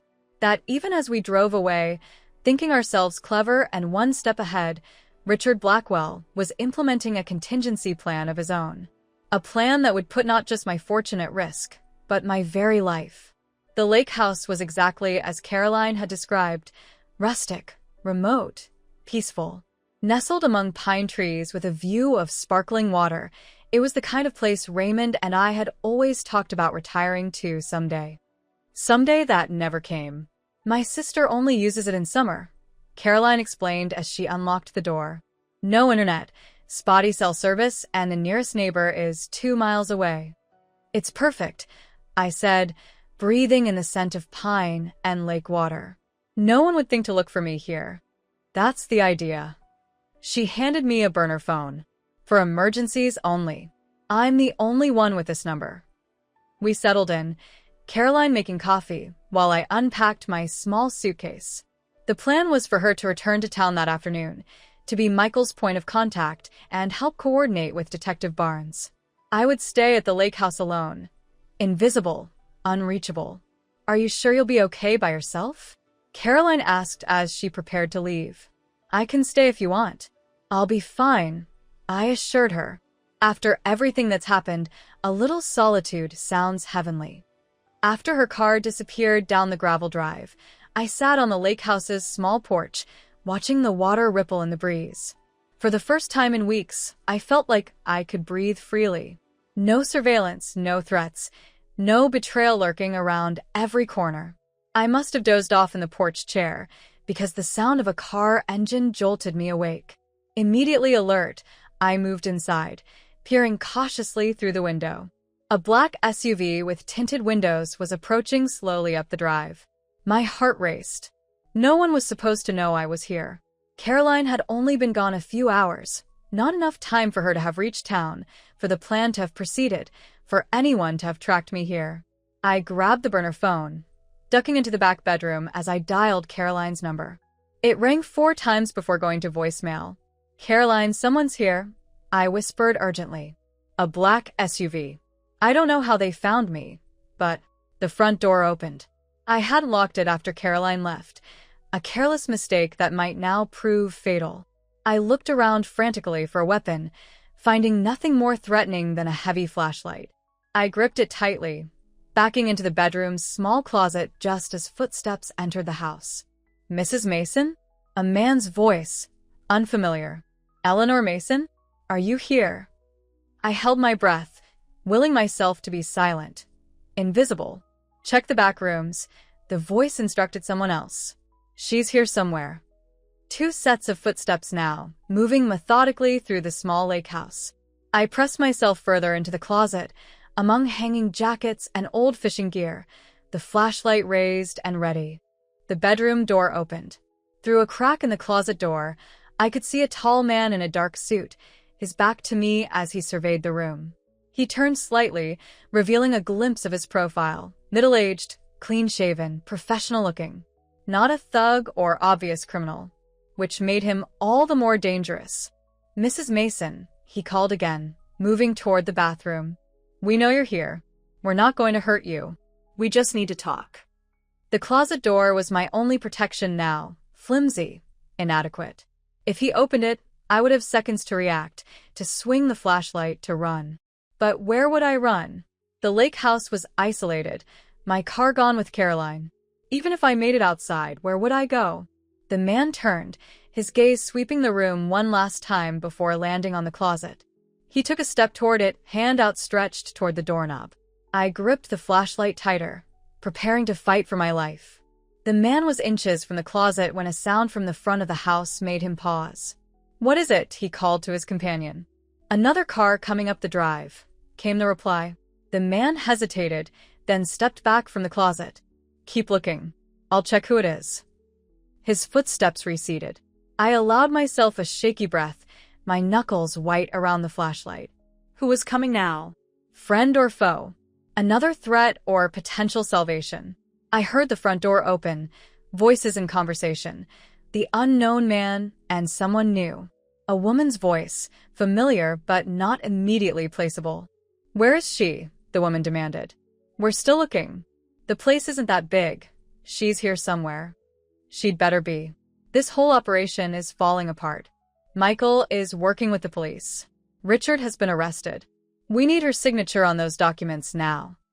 The voice clicked into place. Judith Blackwell, Veronica's mother. The woman who had collapsed at my party after drinking from the poisoned glass, her own glass, as it turned out. Mrs. Blackwell, please. We need to be careful. If she calls for help, she can't call anyone. There's no service out here, except at the end of the dock. Judith's voice hardened. Find her. Now. More footsteps, moving with new urgency. I pressed the redial button on the burner phone, praying Caroline would answer this time. Nothing, straight to voicemail again. The bedroom door reopened. 2 sets of footsteps now. Heavier male ones and lighter, determined female ones. "She has to be in here," Judith said. "Check under the bed." A grunt as someone knelt to look. Nothing.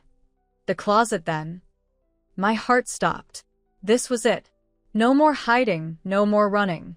I would have to fight. The closet door swung open, flooding my hiding place with light. Judith Blackwell stood there, elegant even in this remote setting, her expression triumphant. "Found you," she said softly. I swung the flashlight with all my strength, catching her companion, the suited man, on the shoulder as he moved to grab me. He stumbled backward with a cry of pain. I lunged past them, running for the front door, the burner phone still clutched in my left hand. Behind me, I heard Judith shouting orders, the man recovering and giving chase. I burst onto the porch, down the steps, heading for the dock. If Judith was right about cell service, it was my only chance to call for help. The gravel drive crunched under my feet as I ran, my 60-year-old body protesting every step. I hadn't run like this in decades, not since Michael was a child and I'd chased him through park playgrounds. Michael, my son, was he truly working with the police, as Judith had claimed? Or was that another lie, another manipulation? I reached the dock, my lungs burning, legs trembling with exertion. Behind me, the suited man was gaining ground, Judith following at a more measured pace. At the end of the wooden planks, I raised the phone, watching desperately for a signal bar to appear. 1 bar. It would take 1 bar to make a call, to reach someone, anyone. The suited man was on the dock now, approaching cautiously. "Mrs. Mason, don't be foolish. Come with us quietly, and no one gets hurt." Like Judith wasn't hurt at my party? I shot back, still watching the phone. Like I wasn't supposed to be hurt by the ricin? "That was unfortunate," he conceded, taking another step closer. "But this is different. All we need is your signature on a few documents. Then you're free to go." We both know that's not true. Still no signal on the phone. I backed up until I felt the edge of the dock behind my heels. Once I sign, I'm dead. Either quickly or slowly in some private facility, but dead all the same. He sighed, as if my resistance was merely an inconvenience. "Mrs. Mason, please. Don't make this more difficult than it needs to be." Judith had reached the dock now, her expression cold. "Enough talking. Get her in the car. We need those signatures before Richard's bail hearing." The man moved suddenly, lunging for me. I swung the flashlight again, but this time he was ready, catching my wrist in a painful grip. The flashlight clattered to the dock. "Let go of me." I fought, kicking, twisting, but he was stronger, younger, trained for this. "Stop struggling," he growled, trying to restrain my arms. "You're only making this worse for yourself." In our struggle, the burner phone flew from my hand, landing at Judith's feet. She picked it up, glancing at the screen before smiling thinly. "No signal," as I said. She dropped it into the lake with a small splash. "No one is coming to save you, Eleanor." I continued to fight, but the man was overpowering me, forcing my arms behind my back, marching me back toward the shore. Judith walked ahead, her designer shoes incongruous on the weathered dock. "You won't get away with this," I gasped, still struggling.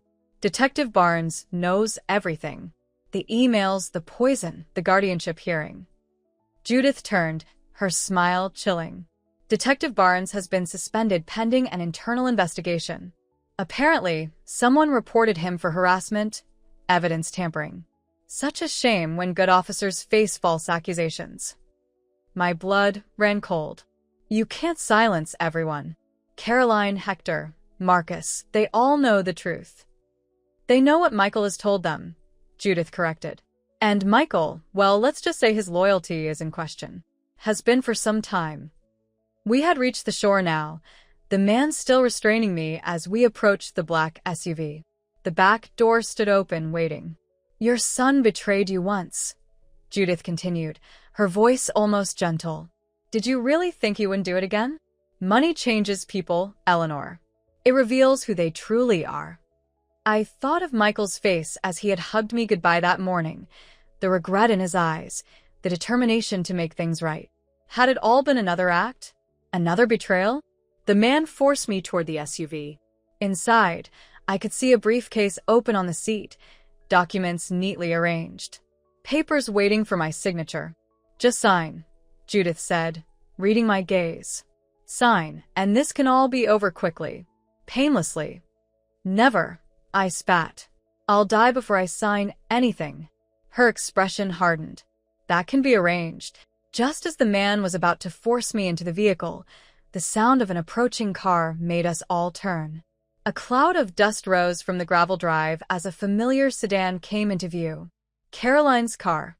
Relief flooded through me, quickly followed by fear. Caroline was alone, unarmed as far as I knew. Against a professional and Judith Blackwell, what chance did she have? The suited man's grip tightened. Get her in the car, Judith ordered. Now. He shoved me toward the open door, but I resisted with renewed strength, digging my heels into the ground, twisting in his grasp. Caroline, I screamed. Run. Call the police. Caroline's car skidded to a stop. The driver's door flew open, but it wasn't Caroline who emerged. It was Michael. My son stood there, a gun in his hand, aimed steadily at the man restraining me. Let her go, he said, his voice calmer than I had ever heard it. Now. The man hesitated, looking to Judith for instruction. Michael. Judith's tone shifted to something almost maternal. Don't be foolish. We had a deal. No, Michael corrected, moving closer, the gun unwavering. You and Richard had a deal. With Veronica. I never agreed to any of this. Your wife is not my concern anymore, he interrupted. My mother is. Let her go. The man's grip loosened slightly, uncertain. Don't listen to him, Judith snapped. He's bluffing. He won't shoot. Michael's gaze shifted to her, cold and determined. After what your family has done to mine, try me. Something in his voice must have convinced the man, because suddenly I was free, stumbling forward as he released me. Mom, Michael called, never lowering the gun. Come to me. Slowly. I moved carefully, my legs shaky, heart pounding. Was this real? Was Michael truly here to save me? Or was it another elaborate setup, another trap? How touching, Judith said bitterly. Mother and son reunited. But it changes nothing, Michael. Your father is still in custody. Your wife is still facing attempted murder charges. And now you're adding assault with a deadly weapon to the family's legal troubles. I reached Michael's side, and he shifted slightly, keeping both Judith and the suited man in his sights while placing himself between them and me. Get in the car, Mom, he said quietly. I hesitated, still uncertain. Michael. Please, Mom. Trust me. Those 3 words hung in the air between us. Trust me. After everything, after all the betrayal, he was asking for my trust one more time.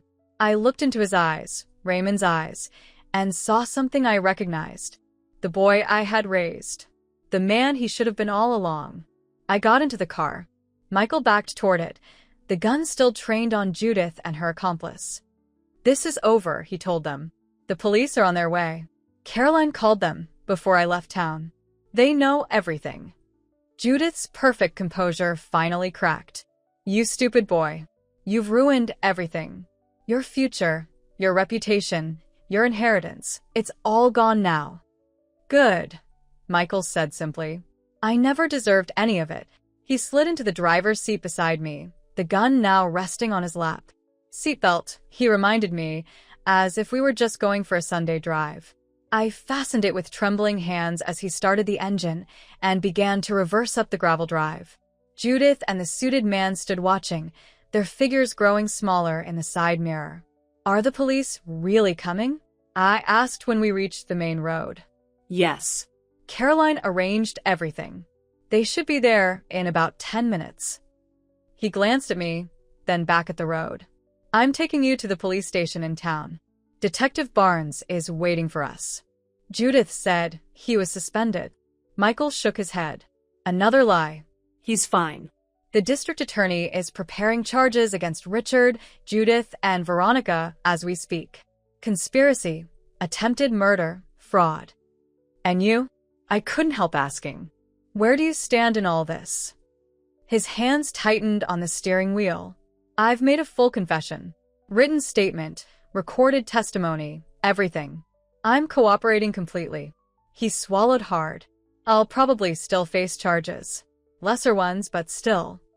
We drove in silence for several minutes, the reality of our situation settling around us.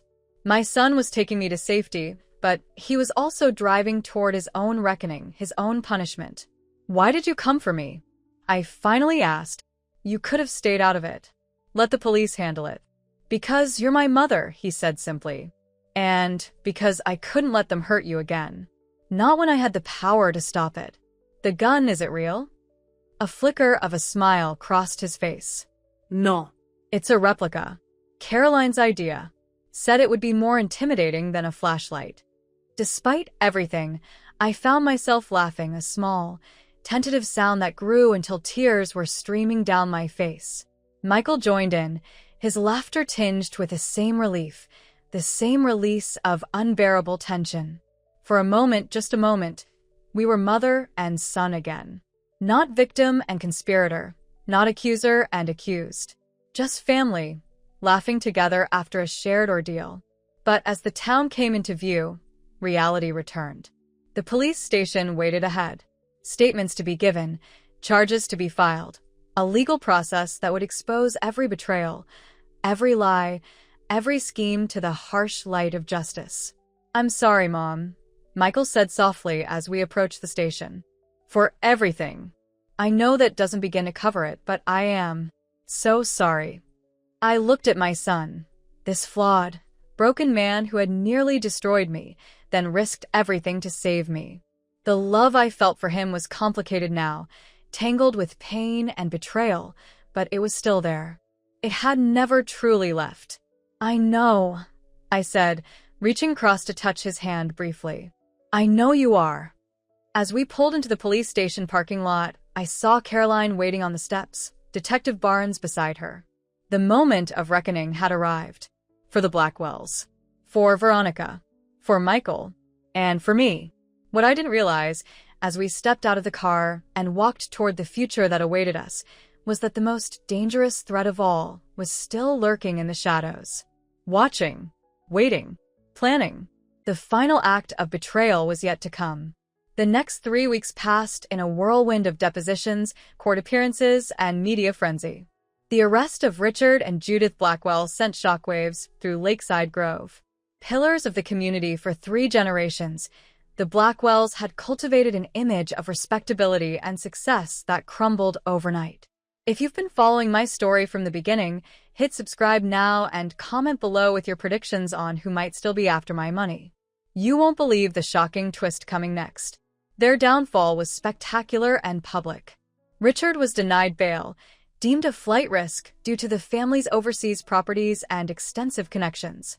Judith, still technically recovering from the poisoning, was placed under house arrest with an ankle monitor and round-the-clock surveillance. Veronica remained in custody, her initial bail revoked after the evidence of conspiracy emerged. I testified before the grand jury, recounting every detail of the poisoning attempt, the threatening conversations, the forged insurance policy. Michael testified too, confessing to his role in the conservatorship plot while providing crucial evidence against the Blackwells. In exchange for his cooperation, the district attorney offered him a plea deal, 2 years probation, community service, and mandatory counseling. You got lucky, Caroline told him bluntly after the deal was finalized. If you hadn't saved your mother at the lake house, you'd be sharing a cell block with your father-in-law. Michael nodded, his expression solemn. I know. I don't deserve this second chance. No, I agreed. You don't. But you have it anyway. Don't waste it. Our relationship remained strained, tentative. The trust that had been shattered couldn't be repaired overnight, or perhaps ever completely. But we were trying. Awkward family dinners at my house, careful conversations that avoided certain topics, a shared determination to move forward somehow. The foundation remained intact, my fortune secure. Hector had added additional layers of protection, removing Michael as successor trustee and establishing an independent board to oversee the funds. No one person should have that much control, he explained. Not even you, Eleanor. It was a wise precaution. Despite the Blackwells being in custody, I still felt vulnerable, exposed. The lottery win that should have been a blessing continued to feel like a curse, drawing predators and opportunists like moths to a flame. I sold my house, the home Raymond and I had shared for 30 years. Too many bad memories now, too many shadows lurking in familiar corners. With Caroline's help, I found a modern apartment in a secure building downtown with doormen, security cameras, and neighbors close enough to hear if I screamed. It's sensible, Caroline assured me when I expressed guilt about leaving the house Raymond had loved. Raymond would want you safe more than anything. She was right, of course. Raymond had always been practical, protective. He would have hated what the lottery money had done to our family, but he would have adapted, moved forward, just as I was trying to do. The media attention gradually faded as newer, more sensational stories took precedence. Local reporters still called occasionally, checking for updates on the case, but the satellite trucks and camera crews disappeared from my street. I was yesterday's news, a relief after weeks of unwanted spotlight. It was during this period of relative calm that I received the letter. Plain white envelope, my name and new address typed neatly on the front. No return address. Inside, a single sheet of paper with 5 typed words. It's not over. Watch out. I called Detective Barnes immediately. He arrived within the hour, bagging the letter and envelope for fingerprint analysis. Could be nothing, he said, though his expression suggested otherwise.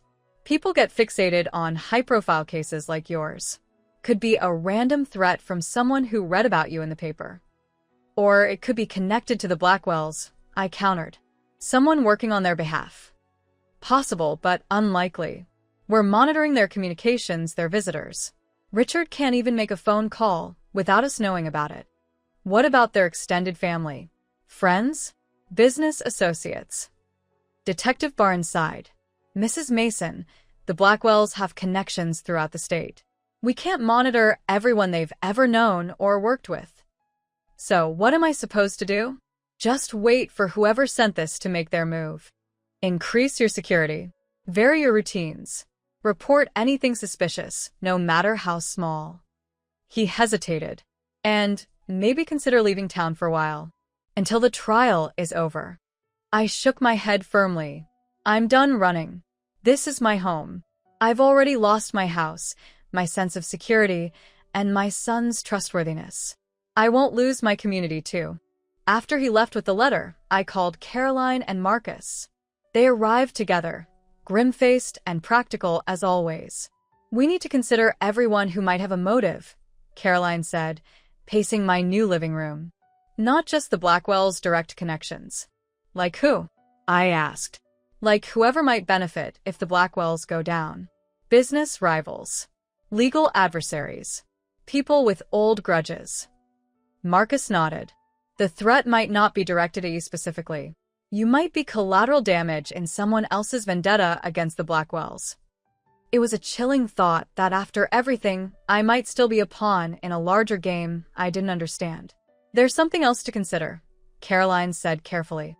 Someone who might benefit directly from your death, separate from the Blackwell's schemes. I frowned. Michael? He's under intense scrutiny. He wouldn't risk. Not Michael, she interrupted. Think broader. Who else stands to gain if something happens to you? I thought about my will, recently revised with Hector's help. Michael would receive a modest inheritance, regardless of the circumstances of my death, enough to live comfortably, but not extravagantly. The bulk of my fortune would go to the foundation, with smaller bequests to a few close friends and charities Raymond had supported. There's no one else, I said. No other family, no. I stopped abruptly as a thought struck me. Except. Caroline raised an eyebrow. Except. Raymond's brother, Walter. We haven't spoken in nearly 20 years. Not since Raymond's father died and Walter contested the will. I hesitated, memories surfacing. It was ugly. Walter accused Raymond of manipulating their father, turning him against his real son. And if you die without direct heirs? If Michael is somehow disqualified due to his involvement in the conspiracy? Caroline pressed. I suppose Walter might have a claim. He's Raymond's only sibling. I shook my head. But he lives in Arizona. Has for decades. I doubt he even knows about the lottery win. Marcus was already typing on his phone. Walter Mason, Arizona. Any other details? Age, occupation. He'd be in his early 70s now. Used to work in real estate development, I think. Married twice that I know of. No children. Marcus nodded, still typing. I'll look into him. See if he's still in Arizona, what he's been up to. It seems far-fetched, I said. Walter and Raymond were estranged for years before Raymond died. Why would Walter suddenly take an interest in me now? 61 million reasons, Caroline said dryly. Money makes distant relatives surprisingly attentive. The next morning, Marcus called with an update. Walter Mason moved back to the area 6 months ago. Bought a condo in Silver Springs, about 30 minutes from Lakeside Grove. I felt a chill run down my spine. 6 months ago? That's right around when I won the lottery. Could be coincidence, Marcus cautioned. But I did some more digging. Walter's second wife died last year. Left him comfortable but not wealthy. And he's been asking around about you. Subtle inquiries with old acquaintances, nothing direct. What kind of inquiries? Your health, your living situation, whether you had made a will after Raymond died. Marcus paused, and he's been seen having lunch with Richard Blackwell's former law partner, James Whitley. The pieces began to align in my mind. You think Walter might be connected to the threat? To the Blackwells? I think it's worth investigating. Walter has motive, potential inheritance if something happens to you. He has local connections, including to Richard's firm. And his return to the area coincides with your lottery win. I sat heavily on my sofa, mind reeling. Walter, Raymond's brother, the man who had accused my husband of stealing their father's affection and inheritance. The man who had sent a wreath to Raymond's funeral with a card reading, "Finally free of your burdens," a thinly veiled reference to me and Michael, whom Walter had always resented. Could he really be behind the threatening letter? Could he have been working with the Blackwells all along? I want to talk to him, I decided. Caroline looked alarmed. That's not a good idea, Eleanor. If he is involved, then confronting him might force his hand, reveal his intentions. I stood, suddenly energized by the possibility of uncovering another layer of this conspiracy. I'm tired of being reactive, Caroline. Tired of waiting for the next threat, the next attack. It's time I took control of this situation. Marcus and Caroline exchanged concerned glances. At least let us arrange it, Marcus said. Someplace public, with security. Not just you walking up to his door. I agreed to their conditions. Caroline reached out to Walter through a mutual acquaintance, arranging lunch at an upscale restaurant downtown, neutral territory with plenty of witnesses. 2 days later, I sat at a corner table, watching the entrance while Marcus positioned himself at the bar, pretending to be another patron. Caroline waited in a car outside, ready to intervene if necessary. Walter arrived precisely on time, as punctual as Raymond had always been. The family resemblance was striking, the same tall build, the same angular jaw, though Walter's hair had thinned considerably since I'd last seen him. He wore an expensive suit, well-tailored but not ostentatious, and carried himself with the confidence of a man accustomed to being respected. His eyes found me immediately, as if he'd memorized my face from news coverage. A smile spread across his features, charming, practiced, and completely insincere. Eleanor, he said, approaching my table. What a surprise to hear from you after all these years. I didn't offer my hand. Walter, thank you for coming. He sat across from me, signaling for a waiter. I'll have a gin martini, very dry with a twist. He glanced at me. Still drinking white wine spritzers, Eleanor? Or has your new fortune upgraded your tastes? I ignored the jab. Just water for me. Thank you, I told the waiter. Walter's smile never faltered. So, Here we are. Raymond's widow and brother, reunited after, how long has it been? 20 years. 19. Raymond's father's funeral. Ah yes. À cette occasion. Nothing in his tone suggested genuine grief. And now here you are, one of the richest women in the state. Fortune does have a sense of humor, doesn't it? Why did you move back to Lakeside Grove, Walter? His eyebrows rose at my directness. No small talk. No, how have you been? Raymond always said you were refreshingly blunt. Raymond said a lot of things about you too, none of them worth repeating in public. Walter's smile tightened almost imperceptibly. I moved back because Marjorie, my second wife, passed last year. Arizona held too many memories. I wanted a fresh start in familiar territory. 6 months ago, right around when I won the lottery. He laughed, a sound so like Raymond's it made my chest ache. You think I moved back because of your windfall? My dear, your opinion of your own importance is rather inflated. The waiter returned with our drinks. Walter took a long sip of his martini, watching me over the rim of his glass. I received a threatening letter, I said after the waiter departed. This also. Telling me it's not over, to watch out. How unpleasant for you. Walter's tone was mild, unconcerned, though hardly surprising. Wealth attracts attention, not all of it welcome. You would know about unwelcome attention, wouldn't you? The kind you gave Raymond's father in his final years, pressuring him to change his will. Walter's expression hardened. Is that what Raymond told you? That I pressured my own father? That's what I witnessed myself. The constant calls, the unannounced visits, the thinly veiled suggestions about Raymond's undue influence. My father was being manipulated. By Raymond, by you, by that financial advisor you recommended. Walter set his glass down with controlled precision. The family business should have been split equally. Instead, Raymond got controlling interest while I was left with a minority share that he eventually forced me to sell. Your gambling debts forced you to sell? I corrected. Raymond offered to help you, to get you treatment. You chose your addiction over your family. Walter's face flushed. Is that why you wanted to meet? To rehash ancient history? To accuse me of sending threatening letters like some cartoon villain? I wanted to look you in the eye, I said calmly, to see for myself if Raymond's brother could really sink so low as to conspire with people who tried to kill me. He stared at me, genuine surprise flickering across his features. Kill you? What are you talking about? The Blackwells. Richard, Judith, their daughter Veronica, my daughter-in-law. The attempted poisoning at my celebration party. The forged life insurance policy. The conspiracy to have me declared incompetent and committed to a private facility. I watched him carefully. Ring any bells, Walter? He sat back, shaking his head slowly. I read about the poisoning in the papers. Terrible business. But I had nothing to do with it. You had lunch with James Whitley 3 weeks ago. Richard Blackwell's former partner.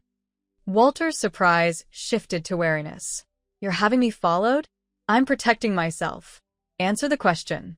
He sighed, draining the rest of his martini before responding. Yes, I met with James. We're old acquaintances.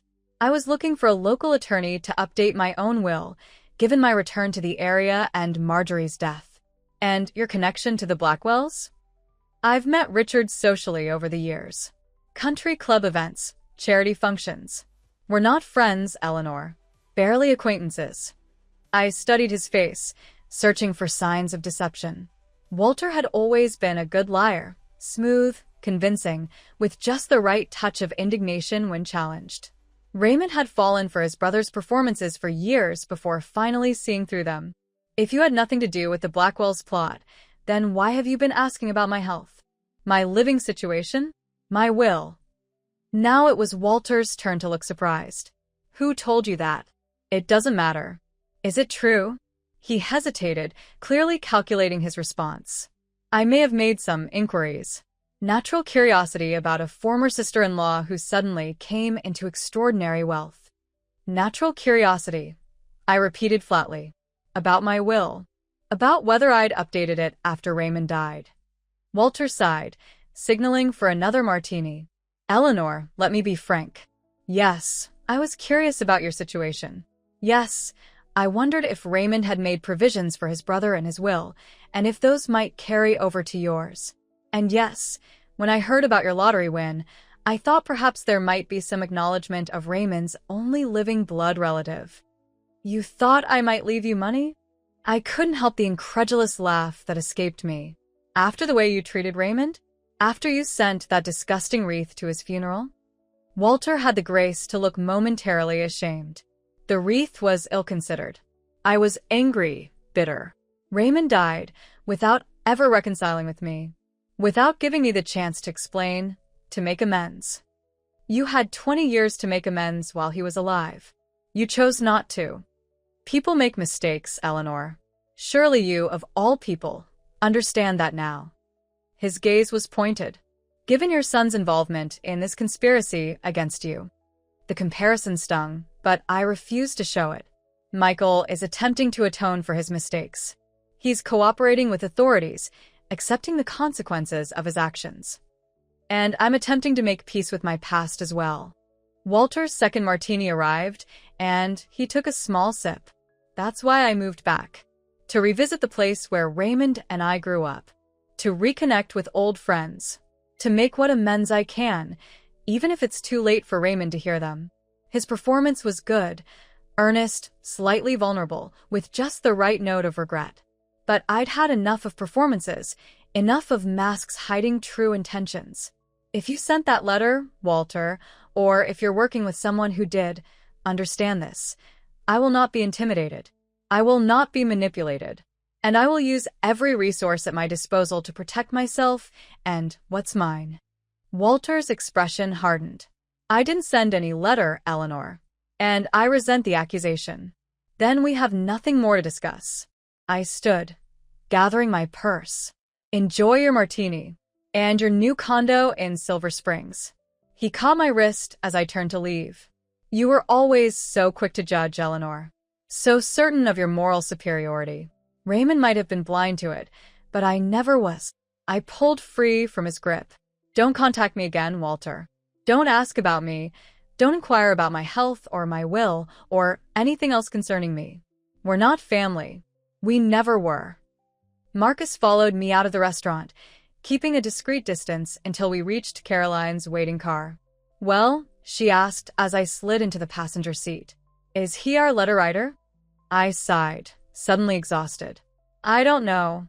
He denied it, of course. Claimed he moved back to make peace with his past, not to cash in on my lottery win. Did you believe him? No. But I couldn't tell if he was lying about the letter specifically, or just about his motives for returning. I leaned back against the headrest. He's a convincing liar. Always has been. Caroline started the car, pulling away from the curb. We'll keep investigating. In the meantime, stay alert. If Walter is involved, your confrontation might accelerate his timeline. Back at my apartment, I found Michael waiting in the lobby. He stood when he saw me, expression anxious. Mom. Where have you been?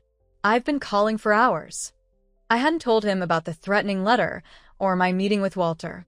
Part of me, the part that still couldn't fully trust him, had deliberately kept him in the dark. I had a lunch meeting, I said vaguely. My phone was on silent. He studied my face. With who? You look upset. I hesitated, then decided honesty was the best approach. With your Uncle Walter. Michael's eyes widened. Walter? Dad's brother? The one who? Yes, that Walter. He moved back to the area 6 months ago, right around when I won the lottery. And he's been asking questions about me, about my will. You think he sent the threatening letter? Michael's protective instinct seemed genuine, his concern immediate. I led him to the elevator, pressing the button for my floor. I don't know. It's possible. He denies it, of course. Why didn't you tell me about the letter? About Walter? The hurt in his voice was palpable. I could have gone with you, backed you up. The elevator doors closed, giving us privacy. Because I'm still learning to trust you again, Michael. Because 6 months ago, you were conspiring with the Blackwells to have me declared incompetent. He flinched as if I'd slapped him. I'm trying to make amends, Mom. Every day, I'm trying. I know. My voice softened slightly. But trust isn't rebuilt overnight. It takes time, consistency, proof. The elevator reached my floor, and we walked in silence to my apartment door. Inside, Michael paced the living room while I made coffee, the familiar domestic routine oddly comforting after the tension of my lunch with Walter. What exactly did the letter say? Michael asked, accepting the mug I offered him. It's not over. Watch out. 5 words, typed on plain paper. And you immediately thought of Walter? Not immediately, no. Caroline and Marcus helped me think through who else might have a motive. Walter was the only blood relative with a potential claim to my estate. Michael sat on the sofa, expression thoughtful. It could be someone else entirely. Someone we haven't considered. Like who? I don't know. But this whole situation has been one surprise after another. Every time we think we understand what's happening, there's another layer, another player. He wasn't wrong. What had started as a simple poisoning attempt had unraveled into a complex conspiracy involving not just Veronica, but the entire Blackwell family. Why not other unknown players as well? The trial starts in 3 weeks, I said, changing the subject. The prosecutor thinks it's solid. The Blackwells will likely spend years in prison. Michael nodded, his expression grim. And Veronica? I hesitated. Despite everything, he had loved her once, had built a life with her, made plans, shared dreams. 20 to life, if convicted on all counts. The attempted murder charge alone carries a minimum of 15 years. He was quiet for a moment, staring into his coffee. I keep asking myself how I didn't see it, how I could have been so blind to who she really was. Love blinds us, I said softly. And Veronica was skilled at presenting exactly the face she wanted people to see. Not you, he pointed out. You saw through her from the beginning. I smiled sadly. Mothers have a different perspective. We see anyone who might hurt our children more clearly than they see themselves. The irony hung unspoken between us. I had seen the threat Veronica posed to Michael, but not the threat Michael himself posed to me. We sat in companionable silence for a while, the afternoon sun slanting through my new curtains, highlighting the dust motes dancing in the air. Despite everything, despite the lingering distrust and the wounds still healing, there was something peaceful about sharing space with my son again. Something hopeful. The moment was shattered by my phone ringing. Detective Barnes's name flashed on the screen. Detective? I answered, immediately alert. What's happened? Mrs. Mason. His voice was grave. There's been a development. Richard Blackwell was found dead in his cell an hour ago. I gasped, drawing Michael's concerned attention. Dead? How? Apparent suicide. Bedsheet torn into strips, made into a noose. Barnes sounded tired, frustrated. He was on suicide watch. Shouldn't have been possible. But it happened anyway. Yes. And there's more. Before he died, he left a note, addressed to you. My hand tightened on the phone. What did it say? That's just it. We don't know yet. It's sealed in an evidence bag, being processed. But your name is clearly visible on the outside. When will you know what it says? A few hours, maybe. I'll call you as soon as I have information. He paused. In the meantime, be extra vigilant. Richard's death changes the dynamics of the case significantly. After I hung up, I relayed the news to Michael. His face paled. Suicide? That doesn't sound like Richard. He was arrogant, convinced he was smarter than everyone else. Men like that don't kill themselves. They fight to the bitter end. Unless he knew something we don't, I said slowly. Unless there was something he feared more than prison. Like what? I don't know, but that note might tell us. The hours dragged by, each minute stretching like taffy. Michael insisted on staying, ordering takeout for dinner that neither of us had much appetite for. We watched the local news coverage of Richard's death, clinical, detached reporting that revealed nothing beyond the basic facts Detective Barnes had already shared. Just after 9, my phone rang again. We've processed the note, Barnes said without preamble. It's unusual. I think you should come to the station. Can't you just tell me what it says? It's better if you see it yourself. I've sent an officer to escort you. 20 minutes later, Michael and I sat in Barnes's cramped office, staring at a photocopy of Richard Blackwell's final message. The original remained in evidence, but the copy was clear enough. Eleanor, by the time you read this, I will be gone. Not by my own hand, whatever they tell you. She has reached me even here, just as she will reach you, eventually. You think you know the truth. You don't. You think you know who betrayed you. You don't. It was never about your money. That was just a convenient cover. Ask yourself, why you? Why now? What do you have that someone would kill for, beyond mere wealth? The answers are in Raymond's study, the place only a Mason would think to look. God forgive me for what I've done, for what I've allowed to be done in my name. Richard. I read it 3 times, trying to make sense of the cryptic message. This doesn't sound like a suicide note, I said finally. It sounds like he believed someone was going to kill him. And make it look like suicide, Michael added, his expression troubled. But who? She has reached me even here. Who is she? Detective Barnes leaned forward. Our first thought was Veronica, but she's in custody, with no means of orchestrating a hit on her father. Judith, then? I suggested. She's under house arrest, but she could have contacted someone. Possible, but unlikely, Barnes replied. Her communications are monitored. And why would she want Richard dead? It weakens her own defense, removes a key witness who could potentially share blame. I reread the note, focusing on the middle section. He says it was never about my money, that it was a convenient cover. But what else could it be about? What else do I have that someone would kill for? And what does he mean about Raymond's study? Michael asked. That house was sold months ago. The new owners have probably renovated everything. I frowned, a memory stirring. Raymond's study wasn't in our house. It was in his workshop, the small building behind the garage. He converted it when his woodworking hobby outgrew the basement. The workshop wasn't included in the house sale, Detective Barnes confirmed, checking his notes. According to the property records, it sits on a separate lot that you still own. My heart raced. I'd forgotten about that. Raymond's father subdivided the property years ago, for tax purposes. The workshop is technically on a different parcel. And it's still there? Michael asked, untouched. As far as I know, I haven't been back since I moved. I turned to Detective Barnes. We need to go there. Now. He nodded, already reaching for his jacket. I'll drive. The night was clear and cold as we approached my old neighborhood. The house itself, my home for 30 years, was lit up, signs of the new family's life visible through uncurtained windows. But the workshop, set back from the main property, was dark and silent, undisturbed since I'd last locked it up months ago. Detective Barnes parked on the street, and we approached cautiously, flashlights sweeping the overgrown path.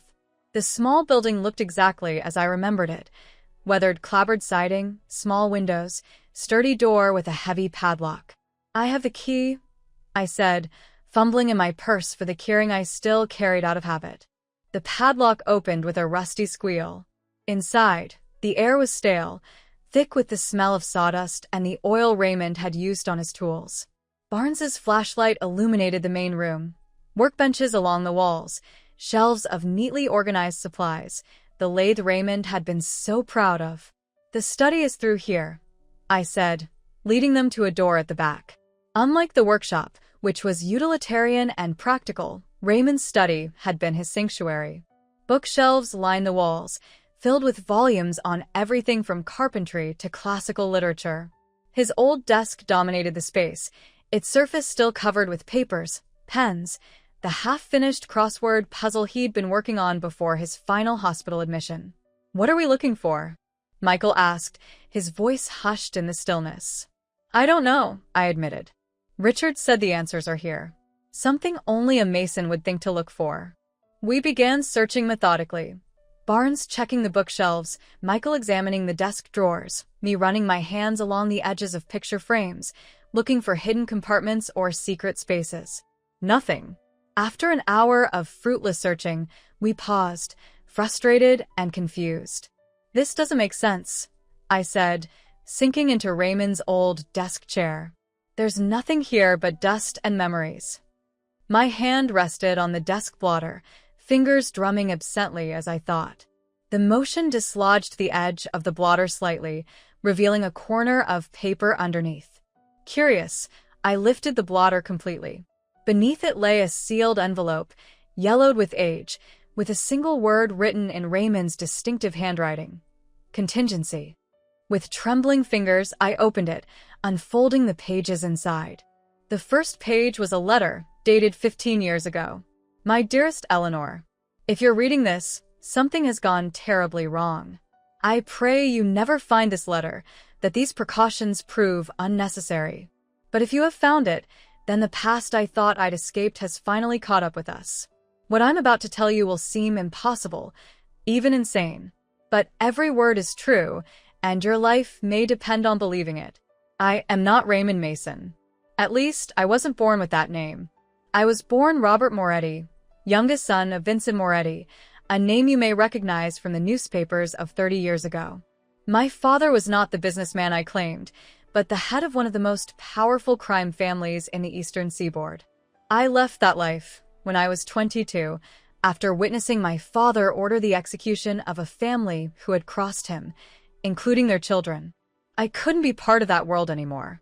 With the help of federal marshals, I entered witness protection, became Raymond Mason, Met you. built the life I'd always wanted but never thought possible. The testimony I provided put my father and two of my brothers in prison for life. The third brother, Anthony, disappeared before he could be arrested. For years, I lived in fear that he would find me, expose me, destroy the precious life we built together.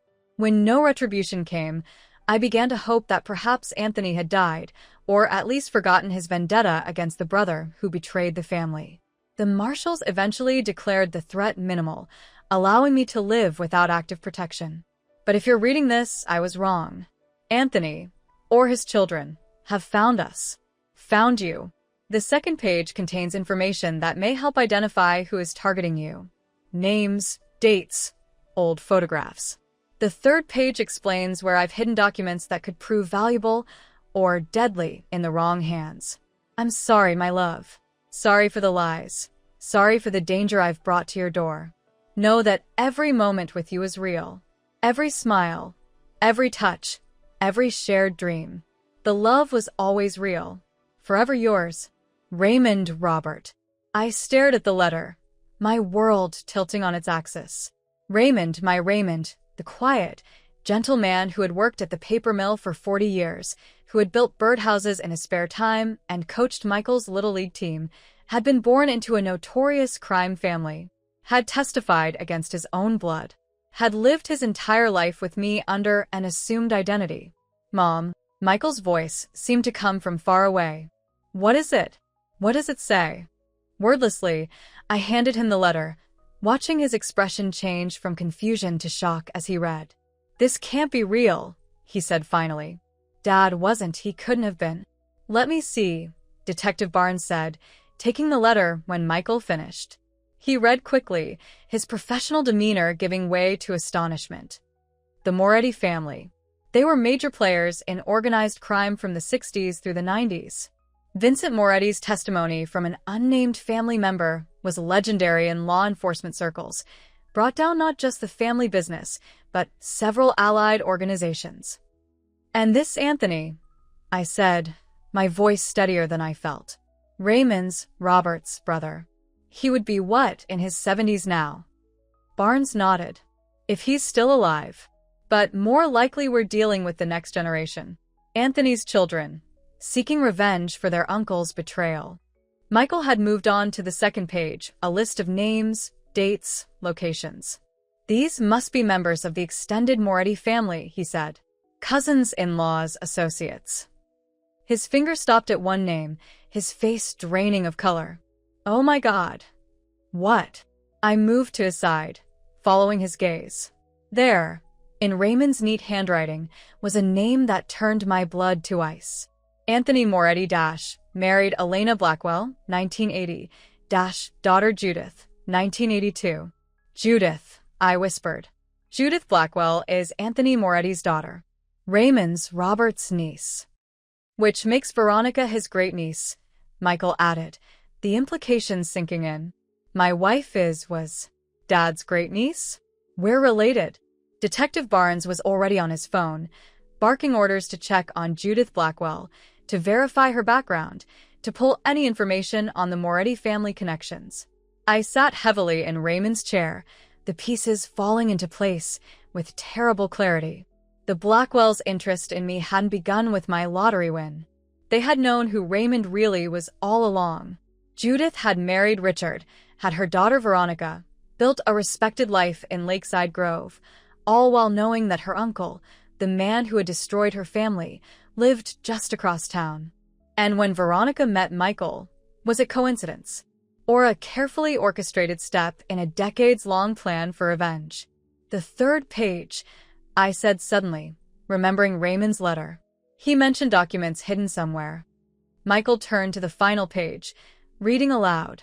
The complete record of my testimony, including names and operations not included in the official transcript, is hidden where we first pledged ourselves to each other. You'll need the date of that pledge, written as 8 digits, to access it. Where you first pledged yourselves? Detective Barnes repeated. Does that mean where he proposed? I shook my head, the memory crystal clear despite the decades that had passed. Not the proposal. We made a different pledge first, months before he asked me to marry him, at Willow Creek Bridge. The old covered bridge? Michael asked. The one they restored for the historical registry? Yes. Raymond, Robert, carved our initials inside, near the center beam. Said as long as the bridge stood, so would our love. I smiled faintly at the memory. It was ridiculously romantic, very unlike his usual practical self. And the date, Barnes prompted. The 8 digits? July 4th, 1978. 070-41978. Barnes was already heading for the door. We need to get to that bridge. Now. As we drove through the dark streets of Lakeside Grove, my mind raced with questions. If Judith was Anthony Moretti's daughter, if this whole conspiracy had been about vengeance rather than money, then who had sent the threatening letter? Who had Richard meant when he wrote, "She has reached me even here"? The covered bridge appeared in our headlights, its weathered timbers ghostly in the darkness. Barnes parked nearby, and we approached cautiously, flashlights sweeping the entrance. Inside, the bridge smelled of old wood and the river flowing beneath it. Our footsteps echoed on the planked floor as we moved toward the center. There, I said, pointing to a section of the center beam. The carving was still visible, though faded with age. RM plus EM inside a rough heart. But where would he hide documents? Michael wondered, running his hands along the beam. There's no obvious compartment. I studied the area around the carving, remembering Raymond's meticulous nature, his attention to detail. The Historical Society reinforced the bridge during the restoration, I said slowly. They added support beams, replaced rotting timbers. But they preserved the original center beam because of its historical significance. So the documents would have to be accessible even after the restoration, Barnes concluded, hidden in a way that construction workers wouldn't notice. I moved closer to the carving, my fingers tracing the initials that suddenly held new meaning. RM, Robert Moretti, not Raymond Mason. A man I had loved for 35 years without ever truly knowing. As my fingers pressed against the heart outline, I felt a slight give in the wood. A small section, no bigger than a playing card, depressed under pressure. There's something here, I said, pressing harder. With a soft click, a panel beside the carving swung open, revealing a small compartment carved into the beam. Inside was a metal box, the kind used for cash or valuables, with a digital combination lock. Barnes carefully removed it, setting it on the floor of the bridge. 8 digits, you said? 070-41978. I nodded, and he entered the numbers. The lock beeped once, and the lid popped open.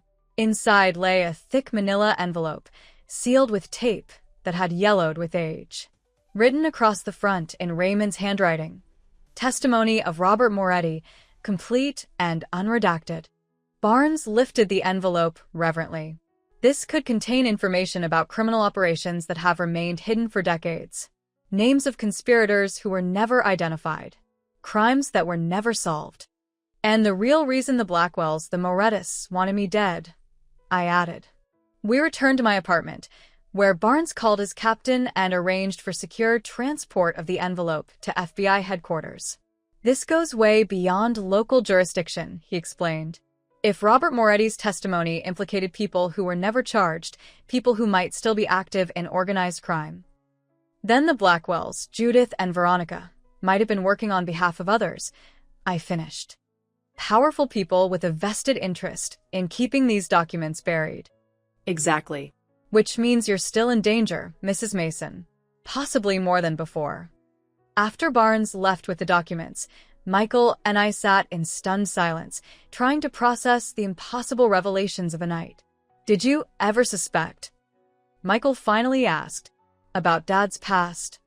I shook my head. Never. He was the most honest man I knew. Or thought I knew. I paused, reconsidering. There were little things looking back. How he never wanted his picture in the local paper. How he refused to attend large public events. How he changed the subject whenever his childhood came up. I can't believe Dad was in witness protection. That we're related to a crime family. Michael ran a hand through his hair, a gesture so like Raymond it made my heart ache. And Veronica, was our meeting really a coincidence? Or was it all part of some decades-long revenge plot? I don't know, I admitted. But it explains why the Blackwells were so interested in me, even before the lottery win. They were watching me, watching us all along. Waiting for the right moment to strike, Michael added grimly. And the lottery gave them the perfect cover. No one would question if the grieving widow who suddenly became wealthy met with an unfortunate accident, or was declared incompetent, or disappeared into a private facility. My phone rang, startling us both. Detective Barnes. Mrs. Mason, he said without preamble. We just got word from the officer monitoring Judith Blackwell. She's gone. Gone? How? She was under house arrest. Cut off her ankle monitor. Disabled the surveillance cameras. Must have had outside help. He sounded furious, embarrassed. We've issued an APB, alerted Border Patrol, frozen her accounts. But she had at least a 2-hour head start. And Veronica? I asked, already guessing the answer. Still in custody. But she's demanding to speak with you. Says she has information about her grandmother, Anthony Moretti's wife, Elena. Elena Blackwell, I repeated. The connection between the Moretti and Blackwell families. Yes. According to Veronica, Elena is still alive, 92 years old, living in a private care facility upstate. And she thinks I'd want to speak with her? The wife of the man who wanted my husband dead. She says Elena is the key to understanding everything. That if you want to know why Richard really died, why Judith ran, why your life is still in danger, Elena is the only one who can tell you. I looked at Michael, seeing my own uncertainty reflected in his eyes. What do you think? I think it's potentially a trap, he said carefully. But I also think we need answers. And if this Elena really is Anthony Moretti's widow, she might be the only person left who knows the whole story. I took a deep breath, making my decision. Tell Veronica I'll meet with her tomorrow. With proper security, of course. And then, if what she says checks out, I want to speak with Elena Blackwell. I'll arrange it, Barnes promised. And Mrs. Mason? Be careful. This just got more complicated than any of us imagined. After hanging up, I moved to the window, looking out at the sleeping town of Lakeside Grove. Somewhere out there, Judith Blackwell was running, from justice, from exposure, perhaps from the same shadowy figures who had allegedly silenced her husband in his cell. And somewhere, the answers to questions I hadn't even known to ask were waiting, in the memories of a 92-year-old woman who had married into one crime family and given birth to another. Raymond's final secret had been revealed, but its full implications, its danger, its connection to my present peril, remained hidden in the tangled history of two families bound by blood, betrayal, and a decades-old vendetta. As dawn broke over the horizon, I made a silent promise to my late husband, the man I had known as Raymond Mason, the man who had been born Robert Moretti. I would uncover the whole truth. I would protect what remained of our family. And I would face whatever came next, not as a victim, but as a survivor. What I couldn't have known then, as the new day dawned, was that the most shocking revelation was yet to come. A truth so devastating, so impossible, that it would shatter everything I thought I knew about my life, my marriage, and the man I had loved for 35 years. A truth waiting in the memories of Elena Blackwell, the last living link to the Moretti family's darkest secrets. The meeting with Veronica was set for 10 o'clock the next morning at the county detention center. I barely slept, my mind racing with questions that had no answers, possibilities too terrible to contemplate. By dawn, I had given up on rest, sitting in my kitchen with a cup of tea gone cold, staring at old photographs of Raymond and me in happier times. If you've been following my stories so far, you won't believe what happens next. Hit subscribe and leave a comment if you've ever discovered your entire life was built on secrets. The truth I'm about to learn will change everything. Who had this man really been? The quiet, gentle soul who had shared my bed, raised our son, built our life brick by careful brick. Had he truly been born Robert Moretti, son of a notorious crime boss? Had he really spent our entire marriage looking over his shoulder, waiting for his past to catch up with him? And if he had, what did that make me? An unwitting accomplice? A pawn in a game I hadn't known I was playing? Or simply a fool? Too trusting, too blind to see the truth hiding behind Raymond's kind eyes? You're not going to find answers in those photos, Caroline said gently, arriving at my apartment at 8 to drive me to the detention center. Only in what Veronica tells you today. If she tells me anything true, I replied, carefully returning the photos to their album. The Blackwells, or Morettis, or whatever name they're really using, haven't exactly been forthcoming so far. Caroline's expression was sympathetic but practical. People facing life in prison often recalculate their priorities. Veronica might see cooperation as her only remaining card to play. Detective Barnes met us at the detention center, accompanied by 2 FBI agents, a stern-faced woman in her 40s and a younger man whose alert eyes missed nothing as we were escorted to the private visitation room. The FBI has taken over aspects of the case, Barnes explained, given the connection to the Moretti family and the witness protection angle. Agents Clark and Wilson will be observing your conversation with Veronica. Has she been informed about the documents we found? I asked. About what we know regarding her family's true identity? No, Agent Clark replied. We want to see what she reveals without prompting. How much she's willing to share spontaneously could tell us a lot about her motivations. The visitation room was small and sterile, a metal table bolted to the floor, 3 chairs, a two-way mirror along one wall. No windows, no decoration, nothing to distract from the grim purpose of the space. Veronica was brought in wearing an orange jumpsuit that somehow, impossibly, she still managed to make look elegant. Her dark hair was pulled back in a simple ponytail, her face bare of makeup, yet she carried herself with the same regal bearing she'd always displayed at family gatherings and social events. Only her eyes betrayed her, bloodshot, shadowed by dark circles, darting nervously around the room before settling on me with an intensity that was almost physical. Eleanor, she said, her voice raspy but controlled. Thank you for coming. I didn't respond immediately, studying the woman who had tried to poison me, who had married my son, who was, incredibly, my late husband's great-niece. She looked both familiar and utterly foreign, like a photograph that had been subtly altered. You said you had information, I finally replied. About Elena Blackwell. About why I'm still in danger. Veronica glanced at the two-way mirror, then leaned forward slightly. What I have to say won't make sense unless you understand the history. The real history, not the fiction you've been living with. You mean the fact that my husband was born Robert Moretti? That he testified against his father and brothers? That your mother is his niece, making you his great niece and my son's second cousin. I kept my voice steady, watching her reaction carefully. Surprise flickered across her face, quickly controlled. So you know, some of it, at least. She sat back slightly. How did you find out? Raymond left a letter, explaining who he really was, warning me that this day might come.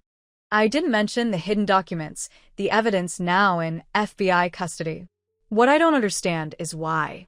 Why the elaborate plot to get my money when this was really about revenge for testimony given decades ago? Veronica's laugh was bitter, empty of humor. That's the irony, Eleanor. It was never about revenge. Not really. It was about survival. Survival? You tried to poison me. You and your family conspired to have me declared incompetent, committed, possibly killed. How is that about survival? She leaned forward again, her voice dropping to just above a whisper. Because your husband didn't just testify about past crimes. He testified about future plans.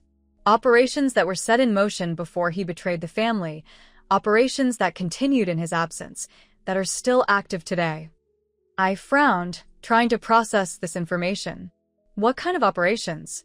Money laundering, political bribery, long-term investments in legitimate businesses that serve as fronts for less legitimate activities. Veronica's expression was grim. Your husband, my great-uncle, was the family accountant before he turned informant. He knew everything. Where the money came from, where it went, whose palms were greased along the way. But that was 30 years ago, I argued. Surely those operations have changed. Those politicians retired or died. Some have. Others continue under new management, new politicians, new front companies. The foundations your husband laid are still being built upon. And his testimony, if it were ever made fully public, could still bring down powerful people. A chill ran through me as I thought of the envelope now in FBI custody. The complete and unredacted testimony of Robert Moretti. Is that why Richard is dead? I asked. Because he knew about these operations? Veronica nodded slowly. My father was the family lawyer, legitimate on paper, but his real job was protecting those same operations your husband helped establish. When you won the lottery, when your name and face were suddenly everywhere, my grandmother Elena saw an opportunity. An opportunity for what? To find out what your husband might have left behind. What evidence, what documentation might still exist that could threaten the family's interests. Veronica's gaze was direct, unflinching. The poisoning, the conservatorship plan, those were my mother's ideas. Crude, impulsive. Grandmother disapproved. Yet she didn't stop them. No one stops my mother when she sets her mind to something. Not even grandmother. A shadow passed across Veronica's face. But when those plans failed, when you went public with your accusations, grandmother stepped in directly. She has always preferred subtler methods. The pieces were beginning to align in my mind, a pattern more complex and terrifying than I had imagined. So Richard's death wasn't suicide. Of course not. My father would never kill himself. He was too proud, too certain of his own brilliance. Veronica's voice caught slightly. Grandmother had him silenced because he was considering a plea deal. Considering telling the authorities everything in exchange for leniency. And your mother? Is that why she ran? She ran because she knows she's next. Grandmother tolerates no loose ends, no liabilities. Veronica met my eyes steadily. Which is why you're still in danger, Eleanor. Why you'll remain in danger until grandmother has what she wants. The testimony, I whispered, the weight of the situation settling over me. Raymond's complete testimony. Veronica nodded. If it surfaces publicly, people will die. Not just family members, but politicians, business people, community leaders whose careers and fortunes were built on the foundation of those old operations. People who might not even know the origins of their wealth and power. Why are you telling me this? I asked, genuinely puzzled. You tried to kill me. Now you're warning me. Something shifted in Veronica's expression, a crack in the perfect facade, a glimpse of something raw and human beneath. Because Michael loves you. And despite everything, I love Michael. Or did. She looked down at her hands, now twisting together on the table. And because I'm tired. Tired of the schemes, the lies, the constant calculation of every word and gesture. I studied her, searching for signs of deception. And what do you want in return for this warning? Protection, she said simply. When grandmother realizes I've spoken to you, I'll be next on her list. Even in here, I'm not safe. You want me to help you? After everything you've done? I want to live, Eleanor. And I'm offering a trade, my complete cooperation, everything I know about the family operations, in exchange for witness protection. The same deal your husband made all those years ago. The irony wasn't lost on me. The woman who had tried to kill me now wanted the same fresh start that Raymond had been given, the same opportunity to reinvent herself and escape the consequences of her actions. That's not my decision to make, I said carefully. But if you're serious about cooperating, the FBI agents watching this conversation would be the people to talk to. I'll only speak to them with guarantees in place. Veronica glanced again at the two-way mirror. And after you've spoken with grandmother. Why? What could Elena Blackwell possibly tell me that you can't? Veronica's smile was sad, almost pitying. The final piece of the puzzle, Eleanor. The one thing your husband never told you, never wrote in any letter or testimony. She leaned forward again, her voice barely audible. The real reason he ran, the real reason he entered witness protection. It wasn't just about the crimes he witnessed. It was about something much more personal. My heart pounded in my chest. What are you talking about? Ask her yourself. Ask her about the fire at the Moretti Summer House in 1978. Ask her who really died that night and who escaped. Veronica sat back, her moment of vulnerability vanishing behind the composed mask I knew so well. Ask her about the other brother, the one no one ever talks about. Before I could respond, she stood. Our time is up. You have what you came for, information, direction. What you do with it is your choice. As she was led away by guards, I remained seated, my mind racing with new questions, new fears. The other brother? The fire in 1978? What final secret had Raymond taken to his grave? Outside the visitation room, Detective Barnes and the FBI agents were waiting, their expressions a mixture of concern and calculation. You heard everything? I asked. Agent Clark nodded. It aligns with what we're finding in the documents your husband left. The operations he described are still active, still generating millions in illegal proceeds. The names implicated. She shook her head slightly. Let's just say this goes higher than any of us expected. And Elena Blackwell? What do we know about her? Born Elena Russo in 1933, married Anthony Moretti in 1952, Agent Wilson reported, consulting his tablet. No criminal record herself, but she's been the matriarch of the family since Vincent Moretti's imprisonment. Nominally retired from family matters since Anthony's death in 2007, but clearly still wielding influence. And this fire Veronica mentioned? At the Moretti Summer House in 1978. The agents exchanged glances. We're looking into it, Clark said carefully. Records from that era can be challenging to access, especially if there was a deliberate effort to obscure them. I want to meet with her, I said firmly. With Elena. Today, if possible. That's not advisable, Barnes interjected. Given what we now know about the family's operations and Elena's position, putting you in the same room with her would be extremely dangerous. I'll take that risk. My voice was steadier than I felt. If she holds the key to understanding why my family has been targeted, why my life is still in danger, I need to hear it from her directly.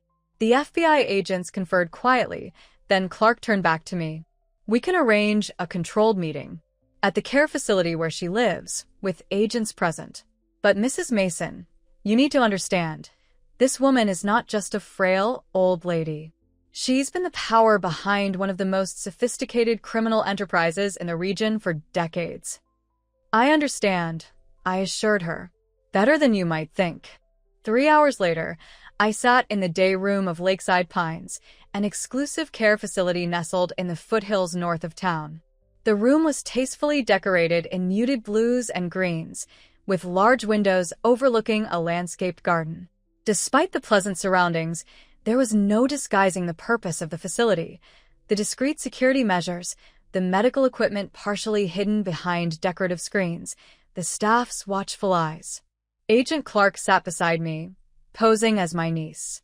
2 other agents were positioned strategically around the room, disguised as a janitor and a visiting pastor. Detective Barnes waited in a car outside, coordinating with local police if necessary. "She's coming," Clark murmured, her gaze fixed on the hallway entrance. Elena Blackwell, or Moretti, as I now knew her, was wheeled into the room by an attendant. Despite her 92 years, she sat straight in the wheelchair, her white hair immaculately styled, her silk blouse and tailored slacks suggesting a woman for whom appearance had always mattered. But it was her eyes that commanded attention, dark, intelligent, and utterly aware, missing nothing as they swept the room before settling on me with laser-like focus. "Mrs. Mason," she said, her voice surprisingly strong. "How kind of you to visit an old woman. Please come closer. My eyes aren't what they used to be." I moved to a chair near her wheelchair, close enough to speak quietly, but maintaining enough distance for safety. Agent Clark remained nearby, alert for any sign of trouble. "Mrs. Blackwell," I began. "Or do you prefer Moretti?" A thin smile curved her lips. "So formal. Please call me Elena. After all, we're practically family, aren't we?" "That's why I'm here," I said, keeping my voice level. "To understand exactly how we're connected. Beyond the obvious fact that your granddaughter married my son. An unfortunate match," Elena sighed. "Though not for the reasons you might think. Veronica could have done much better than Michael. No offense intended, of course." "None taken," I replied coolly.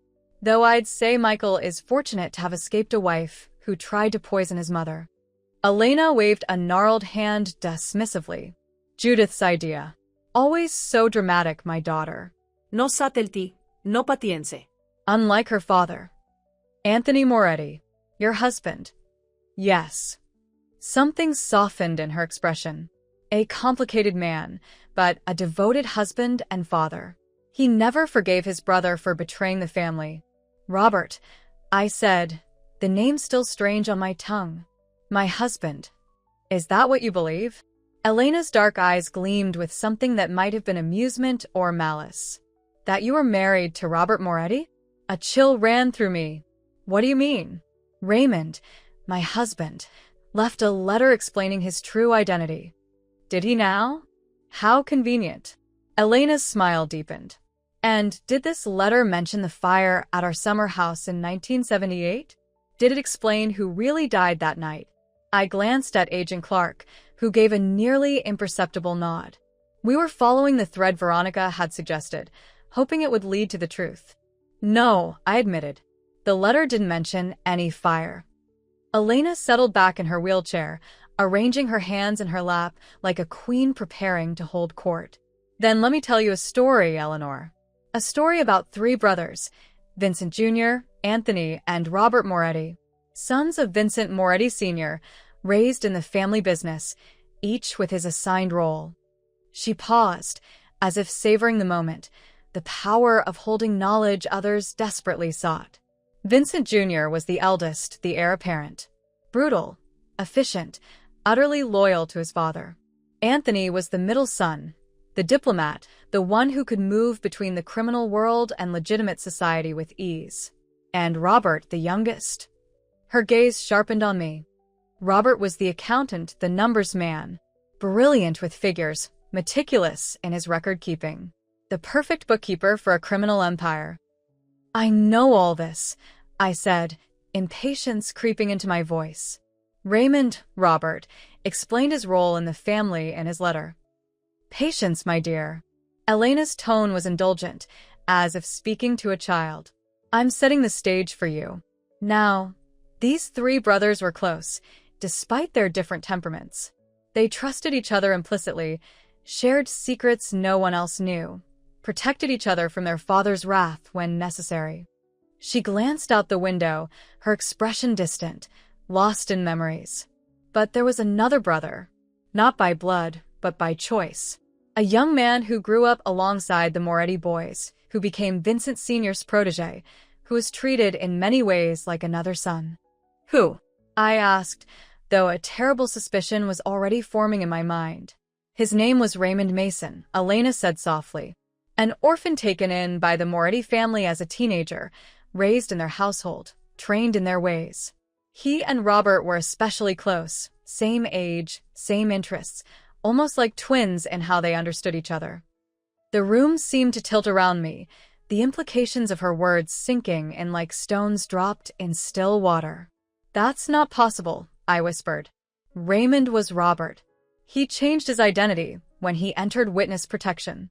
Elena's laugh was gentle, almost sympathetic. Is that what he told you? What a creative revision of history. Then, what's the truth?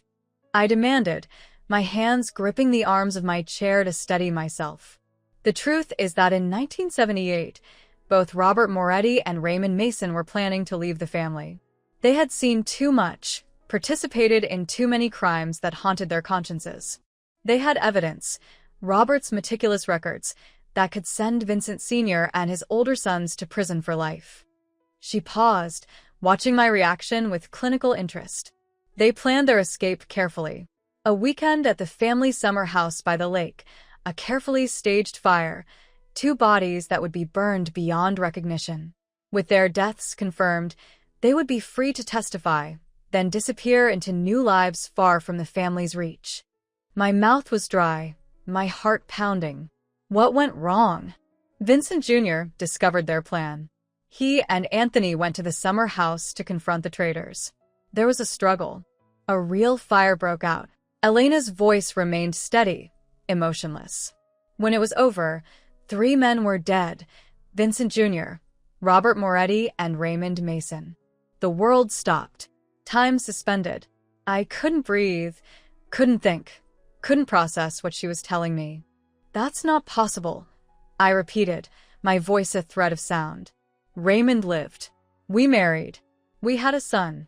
Elena leaned forward, her dark eyes boring into mine. No, Eleanor.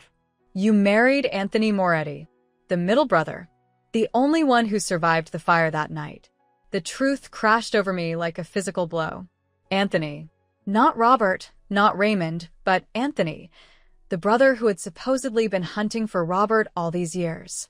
The brother whose daughter, Judith, had been part of the conspiracy against me. That can't be true, I insisted, though doubt was already seeping through the cracks in my certainty. Why would Anthony pretend to be Raymond? Why marry me, live a modest life, spend 35 years hiding from his own family? Because he had no choice, Elena replied simply. The fire was meant to fake 2 deaths. Instead, it caused 3 real ones. Anthony survived by chance, thrown clear during the explosion that engulfed the house. When he regained consciousness, he found himself in an impossible situation. She settled back again, continuing her story with the practiced ease of someone who had carried it for decades. The local authorities had already declared Raymond Mason and Robert Moretti dead in the fire. The 3rd body was assumed to be a caretaker or friend. Anthony Moretti was officially still alive, being sought in connection with his brother's death. So he took Raymond's identity, I whispered, the pieces aligning with terrible clarity. Became the man who had died saving him. Precisely. He used Raymond's identification, Raymond's background, built a new life as the man his friend had been. And in time, he met you. My mind raced through 35 years of memories, searching for signs, for clues I might have missed. Raymond's reluctance to discuss his past, his nightmares, which he'd attributed to childhood trauma, the way he'd sometimes pause before responding to his name, as if remembering which person he was supposed to be. But the witness protection? The testimony against the Moretti family? All true, Elena confirmed. Anthony, as Raymond, did testify, did help bring down his father and the family organization. Perhaps out of guilt, perhaps out of a desire to honor the real Raymond's intentions. Or perhaps simply to ensure his new identity remained secure. I felt physically ill, the room spinning around me. Our entire marriage was a lie. Was it? Elena's voice softened slightly. He chose to live as Raymond Mason for the rest of his life. Chose to embrace Raymond's values, Raymond's dreams of a simple, honest life. In many ways, he became the man he was pretending to be. But he was still Anthony Moretti, I insisted. Still the son of a crime boss, the brother of murderers. We are all more than our origins, Eleanor. Surely you, of all people, understand that. Elena's gaze was penetrating. The man you loved, was he cruel? Dishonest in his dealings with others? Did he teach your son to lie, to cheat, to harm? No, I admitted. Memories of Raymond's gentle nature, his unfailing integrity in daily life, flooding back. He was kind, honest, devoted to our family. Then perhaps the deception was not as complete as you believe. Perhaps in becoming Raymond Mason, Anthony Moretti found the man he was always meant to be. I sat in stunned silence, trying to reconcile 35 years of love and trust with this impossible revelation. The man I had married, had loved, had built a life with, had not been who he claimed, had not even been who he thought I believed him to be. Why tell me this now? I finally asked, after all these years, why reveal the truth? Elena's expression grew calculating again. Because Raymond, Anthony, left behind evidence that could still destroy what remains of the family's interests. Evidence we need to recover. The unredacted testimony, I said, remembering the envelope now in FBI custody. Among other things. Elena leaned forward again. There were records, Eleanor. Detailed accounts of operations, investments, political connections. Anthony took them when he fled, used them to secure his deal with the federal authorities. But he kept copies, insurance against his past catching up with him. And now you want them. They're of no use to you, she said reasonably. But they could mean life or death for several members of our family, including your son's wife. Ex-wife, I corrected automatically. And she tried to poison me, in case you've forgotten. A regrettable decision. One she's paying for. Elena's tone was dismissive. But the records, Eleanor. Tell me where they are, and this can all end. The threat to your life, the investigation into your family, all of it gone. I looked at this woman. This matriarch who had orchestrated decades of criminal activity, who had sent her own daughter and granddaughter to destroy me, who was offering a devil's bargain even now, and felt a strange sense of clarity. No, I said simply. Elena's eyebrows rose. No? Perhaps you don't understand the gravity.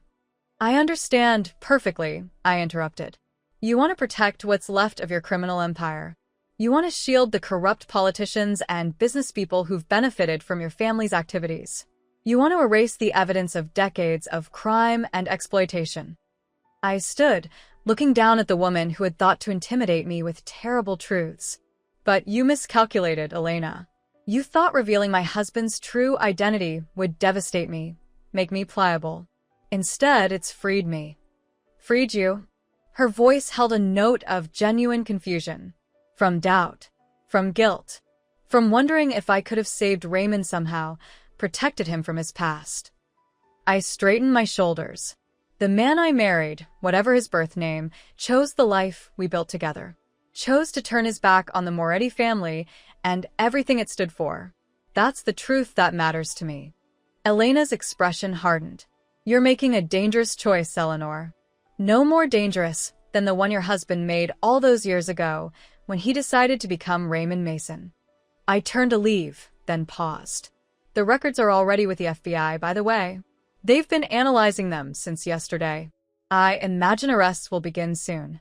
As I walked away, Elena called after me, her voice cracking with age and anger. This isn't over. You have no idea what forces you're challenging. I didn't look back. There was nothing more to say. Nothing more to fear from this diminished queen of a crumbling empire. Outside, in the bright afternoon sunlight, Agent Clark fell into step beside me. You okay? No, I answered honestly. I don't think I'll be okay for quite some time. But I'm standing. I'm thinking clearly. That's enough for now. She nodded, professional but sympathetic. For what it's worth, that was one of the bravest things I've ever witnessed. Not many people could hear what you just heard and remain so composed.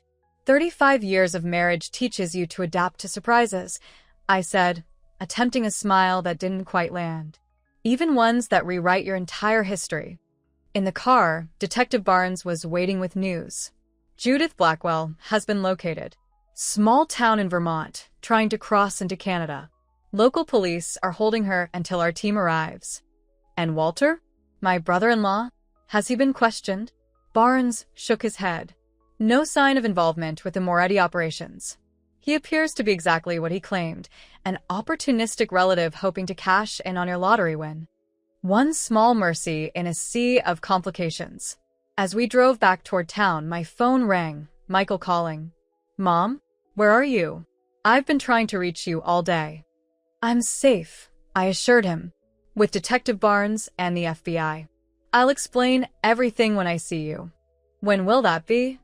His voice held an edge of urgency that set off warning bells in my mind. We're heading back now. Why? What's wrong? I'm at your apartment. Someone's been here, Mom. Went through everything. Left a message for you. My blood ran cold. What kind of message? On your mirror. In what looks like lipstick. He paused. It says, family matters always come full circle. I met Agent Clark's concerned gaze. We're on our way. Don't touch anything, and don't leave. You might still be in danger. After hanging up, I turned to Clark. Someone was in my apartment. Left a threatening message.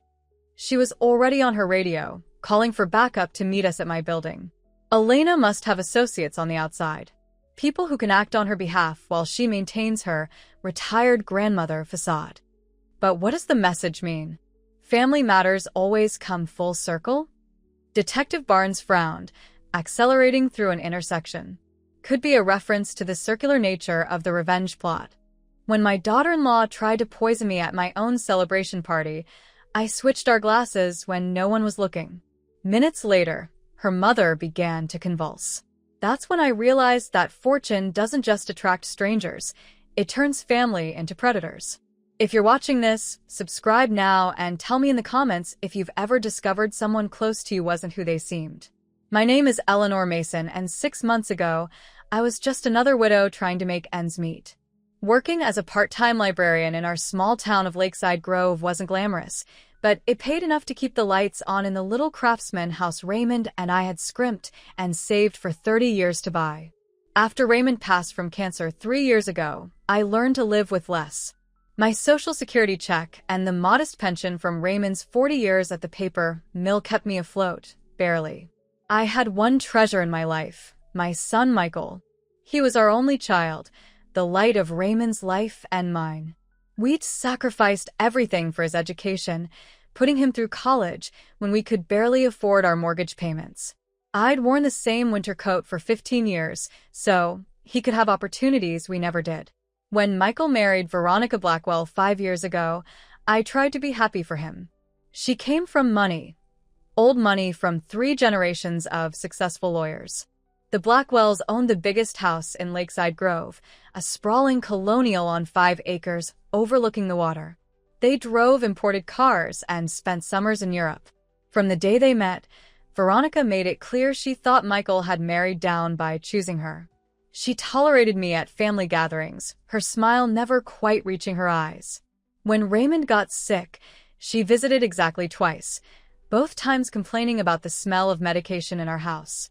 You should really consider one of those assisted living facilities, she told me at Raymond's funeral reception, champagne flute in hand while I greeted mourners in our living room. This house is becoming quaint, but Michael loved her, or at least I thought he did. He changed after their marriage, visited less, called less. When he did come by, he'd glance at his watch every 15 minutes.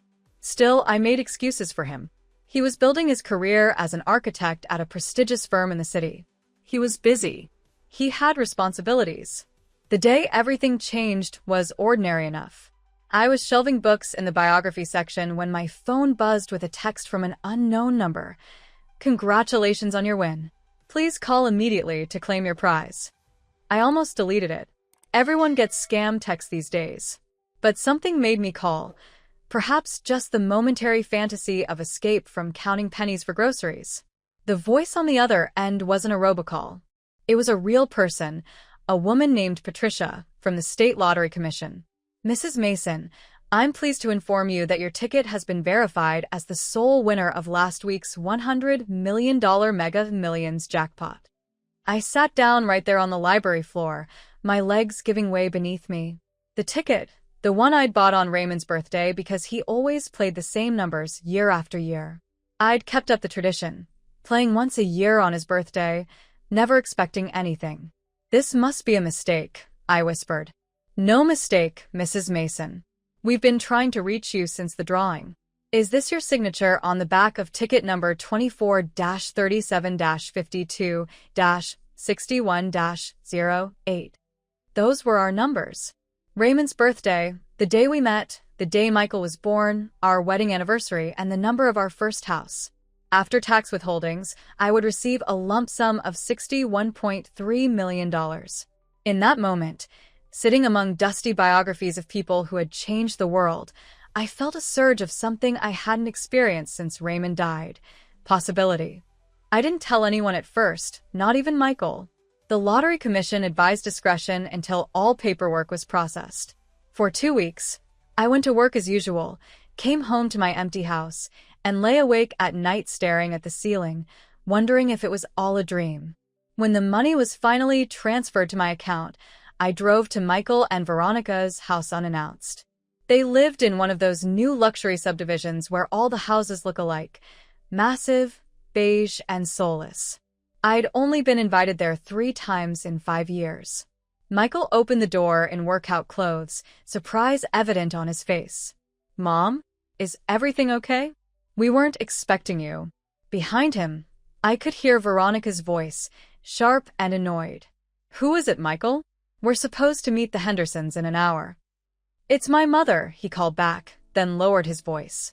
Mom, now's not really a good time. I squeezed past him into their cavernous foyer. This won't take long, dear. I have some news. Veronica appeared at the top of the curved staircase, wrapped in a silk robe, her dark hair piled on top of her head. At 42, she was still striking, tall, slender, with the kind of bone structure that only comes from generations of good breeding and expensive skincare. Eleanor, she said, her tone making my name sound like an inconvenience. What a surprise. I didn't bother with pleasantries. I've won the lottery. Michael blinked. What? Mom, what are you talking about? The Mega Millions. I won. $100 million. The silence that followed was absolute. I could almost see the calculations happening behind Veronica's eyes, the rapid reassessment of who I was to her. Michael recovered first, wrapping me in a hug that felt more genuine than any he'd given me in years. Mom, that's incredible. Are you serious? Completely serious. The money is already in my account. Veronica descended the stairs slowly, her expression transformed into something approaching warmth. Eleanor, how unexpected. This calls for a celebration, doesn't it, Michael? And just like that, I became valuable to my daughter-in-law. The next 3 weeks passed in a whirlwind. I quit my job at the library, met with financial advisors, and fielded increasingly frequent calls from Michael and Veronica. They suddenly had time for me. Dinners, shopping trips, long conversations about what I planned to do with our family's new blessing. You really should move, Eleanor, Veronica said during one of these dinners at their house. That neighborhood of yours isn't safe for someone in your new position. I'm perfectly safe, I replied. I've lived there for 30 years without incident. She exchanged a look with Michael. But things are different now. People will know. The press always finds out about big winners. Michael leaned forward, putting his hand over mine. Mom, Veronica's right. We're worried about you living alone with this kind of money. Why don't you let us help you find somewhere more appropriate? Or you could stay with us, Veronica offered, though her smile tightened at the corners. Just until you find your footing. I declined both offers. Raymond and I had built our life in that house. I wasn't leaving because my bank account had more zeros. What I did agree to, however, was a celebration. Not a public one, I had no interest in announcing my win to the world, but a private gathering of family and close friends seemed appropriate. A chance to share my good fortune and honor Raymond's memory. Let me plan it, Veronica insisted. I know all the best event planners. We'll host it here, of course. I shook my head. That's very kind, but I'd prefer to have it at my home. Her mouth formed a perfect O of surprise. Your house? Eleanor, you can't possibly fit more than a dozen people comfortably in that space. Then we'll have it in the garden. Raymond's roses are blooming now. She started to object, but Michael cut her off. If Mom wants it at her house, that's where we'll have it. Veronica's jaw tightened briefly before she smiled. Of course. Whatever makes you happy, Eleanor. I'll just have to get creative with the space. And creative she was. The day of the party, I barely recognized my own backyard. A large tent had been erected over the lawn, with crystal chandeliers hanging from its peaks.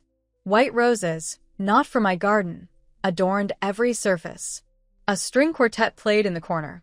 Catering staff in black uniforms circulated with trays of champagne and hors d'oeuvres I couldn't pronounce. The guest list had somehow expanded beyond my small circle of friends to include people I barely knew, colleagues of Michael's, friends of Veronica's and her parents, Richard and Judith Blackwell, who had never deigned to visit my home before. Quite the upgrade, Richard commented as I greeted them, his eyes roving over the tent with amused approval. Veronica has excellent taste. She certainly made it elaborate, I replied. Judith air-kissed my cheeks. We're simply thrilled for you, Eleanor. Such a blessing at your age. At my age. As if 60 was ancient. As if I should be grateful for any attention at all. The evening progressed like a play in which I was both star and spectator. People who had never given me a second glance now hung on my every word. Old friends seemed uncertain how to act around me. The Blackwells held court near the bar, greeting guests as if they were the hosts. Michael stayed close by my side, refilling my champagne glass, bringing me plates of food. I hadn't seen him so attentive in years. It should have warmed my heart, but something felt off, a performance rather than genuine care. Are you having a good time, Mom? He asked as the string quartet began a new piece. It's all very grand, I said. Not exactly what I had in mind. He smiled, a flash of the boy I raised visible for a moment. Veronica got carried away. She wants everyone to see how special you are. Everyone except her, you mean? The words slipped out before I could stop them. Michael's smile faltered. That's not fair, Mom. She's trying. This whole party was her idea. Was it? Or was it her idea to show off to her friends and family? His expression hardened. I thought winning would make you happy, not bitter. The comment stung. I'm not bitter, Michael. I'm just not blind. He sighed, squeezing my hand. Let's not do this tonight. It's your celebration. Try to enjoy it. I nodded, not wanting to argue. Perhaps I was being unfair. Perhaps Veronica was truly trying to build a bridge between us. As the evening wore on, I found myself exhausted by the constant attention. I slipped away from the crowd, seeking a moment of quiet in my kitchen. Through the window, I could see guests mingling under the tent, laughing and drinking. The Blackwells were at the center of it all, Judith gesturing expansively as she told some story. I didn't hear Veronica enter until she spoke. There you are. Everyone's wondering where the guest of honor disappeared to.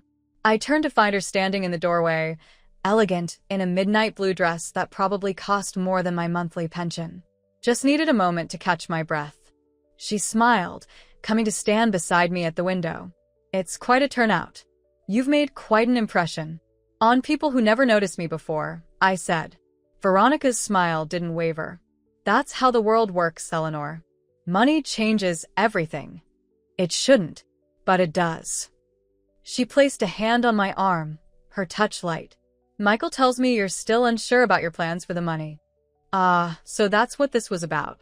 I'm taking my time, making careful decisions. Of course.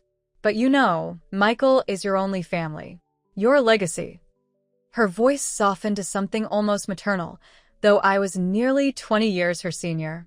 He deserves security. Michael has never wanted for anything. I said. Raymond and I made sure of that. Her eyes hardened slightly. I'm not talking about the past. I'm talking about his future. Our future. Before I could respond, Michael appeared in the doorway. There you two are, Mom. We're about to bring out the cake. Veronica had it specially made. Veronica's demeanor shifted instantly, warmth replacing calculation. It's a surprise. Come see. They led me back to the tent, where guests had gathered around a table. On it sat an elaborate three-tiered cake decorated with edible gold leaf and sugar flowers that matched the roses throughout the tent. A toast, Richard Blackwell called out, raising his champagne flute. To Eleanor, whose good fortune reminds us all that lightning can strike at any age. Laughter rippled through the crowd. Michael handed me a fresh glass of champagne, then took his place beside Veronica. She leaned in to whisper something in his ear, her eyes never leaving me. I raised my glass in acknowledgement, scanning the faces around me. So many strangers, so few true friends. Even Marge and Betty from the library, who I'd invited as two of my oldest friends, seemed different tonight, slightly stiff, slightly distant. Thank you all for coming, I said. I'm grateful to share this moment with. Movement behind me caught my eye in one of the decorative mirrors Veronica had placed around the tent. I turned slightly as if adjusting my stance, and through the reflection, I saw her, Veronica, standing just behind me. Her perfect smile was fixed in place, but her hand moved with practiced stealth, tipping a small vial over my champagne glass. A clear liquid, barely visible, poured into my drink and disappeared among the bubbles. My heart lurched, but years of hiding my feelings from Michael, when he disappointed me, came to my rescue. I kept my expression neutral, continuing my speech without missing a beat. With people who have been part of my journey, Raymond would have loved to see us all together like this. Applause followed. Veronica stepped forward, standing at my side now, her empty hands clasped demurely in front of her. To Eleanor, she said, raising her own glass. To Eleanor, the crowd echoed. I pretended to take a sip, then lowered my glass. Before we cut the cake, I'd like to share something special with the Blackwells, who have been so kind to include me in their family. I turned to Judith, Veronica's mother, who stood nearby. Judith, would you do me the honor of sharing this special champagne? The vintage is quite remarkable. Before anyone could react, I switched my glass with Veronica's, pressing her glass into Judith's manicured hand. A token of my appreciation. Confusion flickered across Judith's face, but social training prevailed. How thoughtful, Eleanor. Veronica's eyes widened in alarm. She stepped forward, hand outstretched. Mother, wait. Too late. Judith had already taken a deep drink, smiling appreciatively. Delicious. Veronica froze, her face draining of color. For a moment, our eyes locked, and I saw something I never expected. Fear. What happened next seemed to unfold in slow motion. Judith's smile faltered. She brought a hand to her throat, her glass slipping from her fingers and shattering on the patio stones. A small gasp escaped her lips before her knees buckled. Mother! Veronica lunged forward, catching Judith before she hit the ground. The tent erupted in chaos. Someone shouted for a doctor. Richard Blackwell pushed through the crowd, falling to his knees beside his wife. Judith. What's happening? Judith. Michael turned to me, his face a mask of confusion and horror. Mom, what's going on? I met his gaze steadily. I believe your wife just poisoned her own mother by mistake. His expression shifted from confusion to disbelief. What? That's insane. Across Judith's convulsing body, Veronica's eyes met mine again, this time with unmistakable hatred. She knew I knew, and she knew I had outmaneuvered her. Two guests who were doctors rushed forward, taking charge of the situation. They cleared the area, called an ambulance, and began emergency treatment. The party disintegrated into frightened murmurs and hasty departures.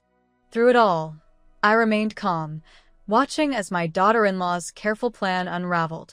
The ambulance arrived within minutes, paramedics rushing Judith away on a stretcher with Veronica and Richard following behind. Michael grabbed my arm, his fingers digging in painfully. What did you mean? About Veronica poisoning her mother? I covered his hand with mine. We need to talk, Michael. But not here, not now. Mom, you can't just say something like that and… Go with them to the hospital, I interrupted. Your wife needs you right now. His grip loosened, confusion evident in his eyes. I don't understand what's happening. Naitado I Elite. Go. We'll talk later. After he left, I moved through my transformed backyard like a ghost, thanking the few remaining guests, assuring them that Judith had probably just had too much champagne on an empty stomach. The catering staff continued clearing up, pretending not to have witnessed the drama. When everyone was gone, I sat alone at one of the elegant tables Veronica had chosen, surrounded by the trappings of wealth that had nearly cost me my life. In the quiet aftermath, the reality of what had happened, what had almost happened, settled over me like a shroud. My own daughter-in-law had tried to murder me, at a party celebrating my good fortune, in my own home. And my son? Where did he stand in all this? Was he complicit? Oblivious? A victim of Veronica's manipulation? I didn't cry. I didn't scream. Instead, I methodically collected every glass from every table, wrapping them carefully in napkins and placing them in a large shopping bag. The champagne bottle Veronica had poured from. The small dish of olives she had been standing near before approaching me. Evidence. When my phone rang at midnight, it was Michael. Mom, he said, his voice hollow. They're admitting Mother Blackwell to the ICU.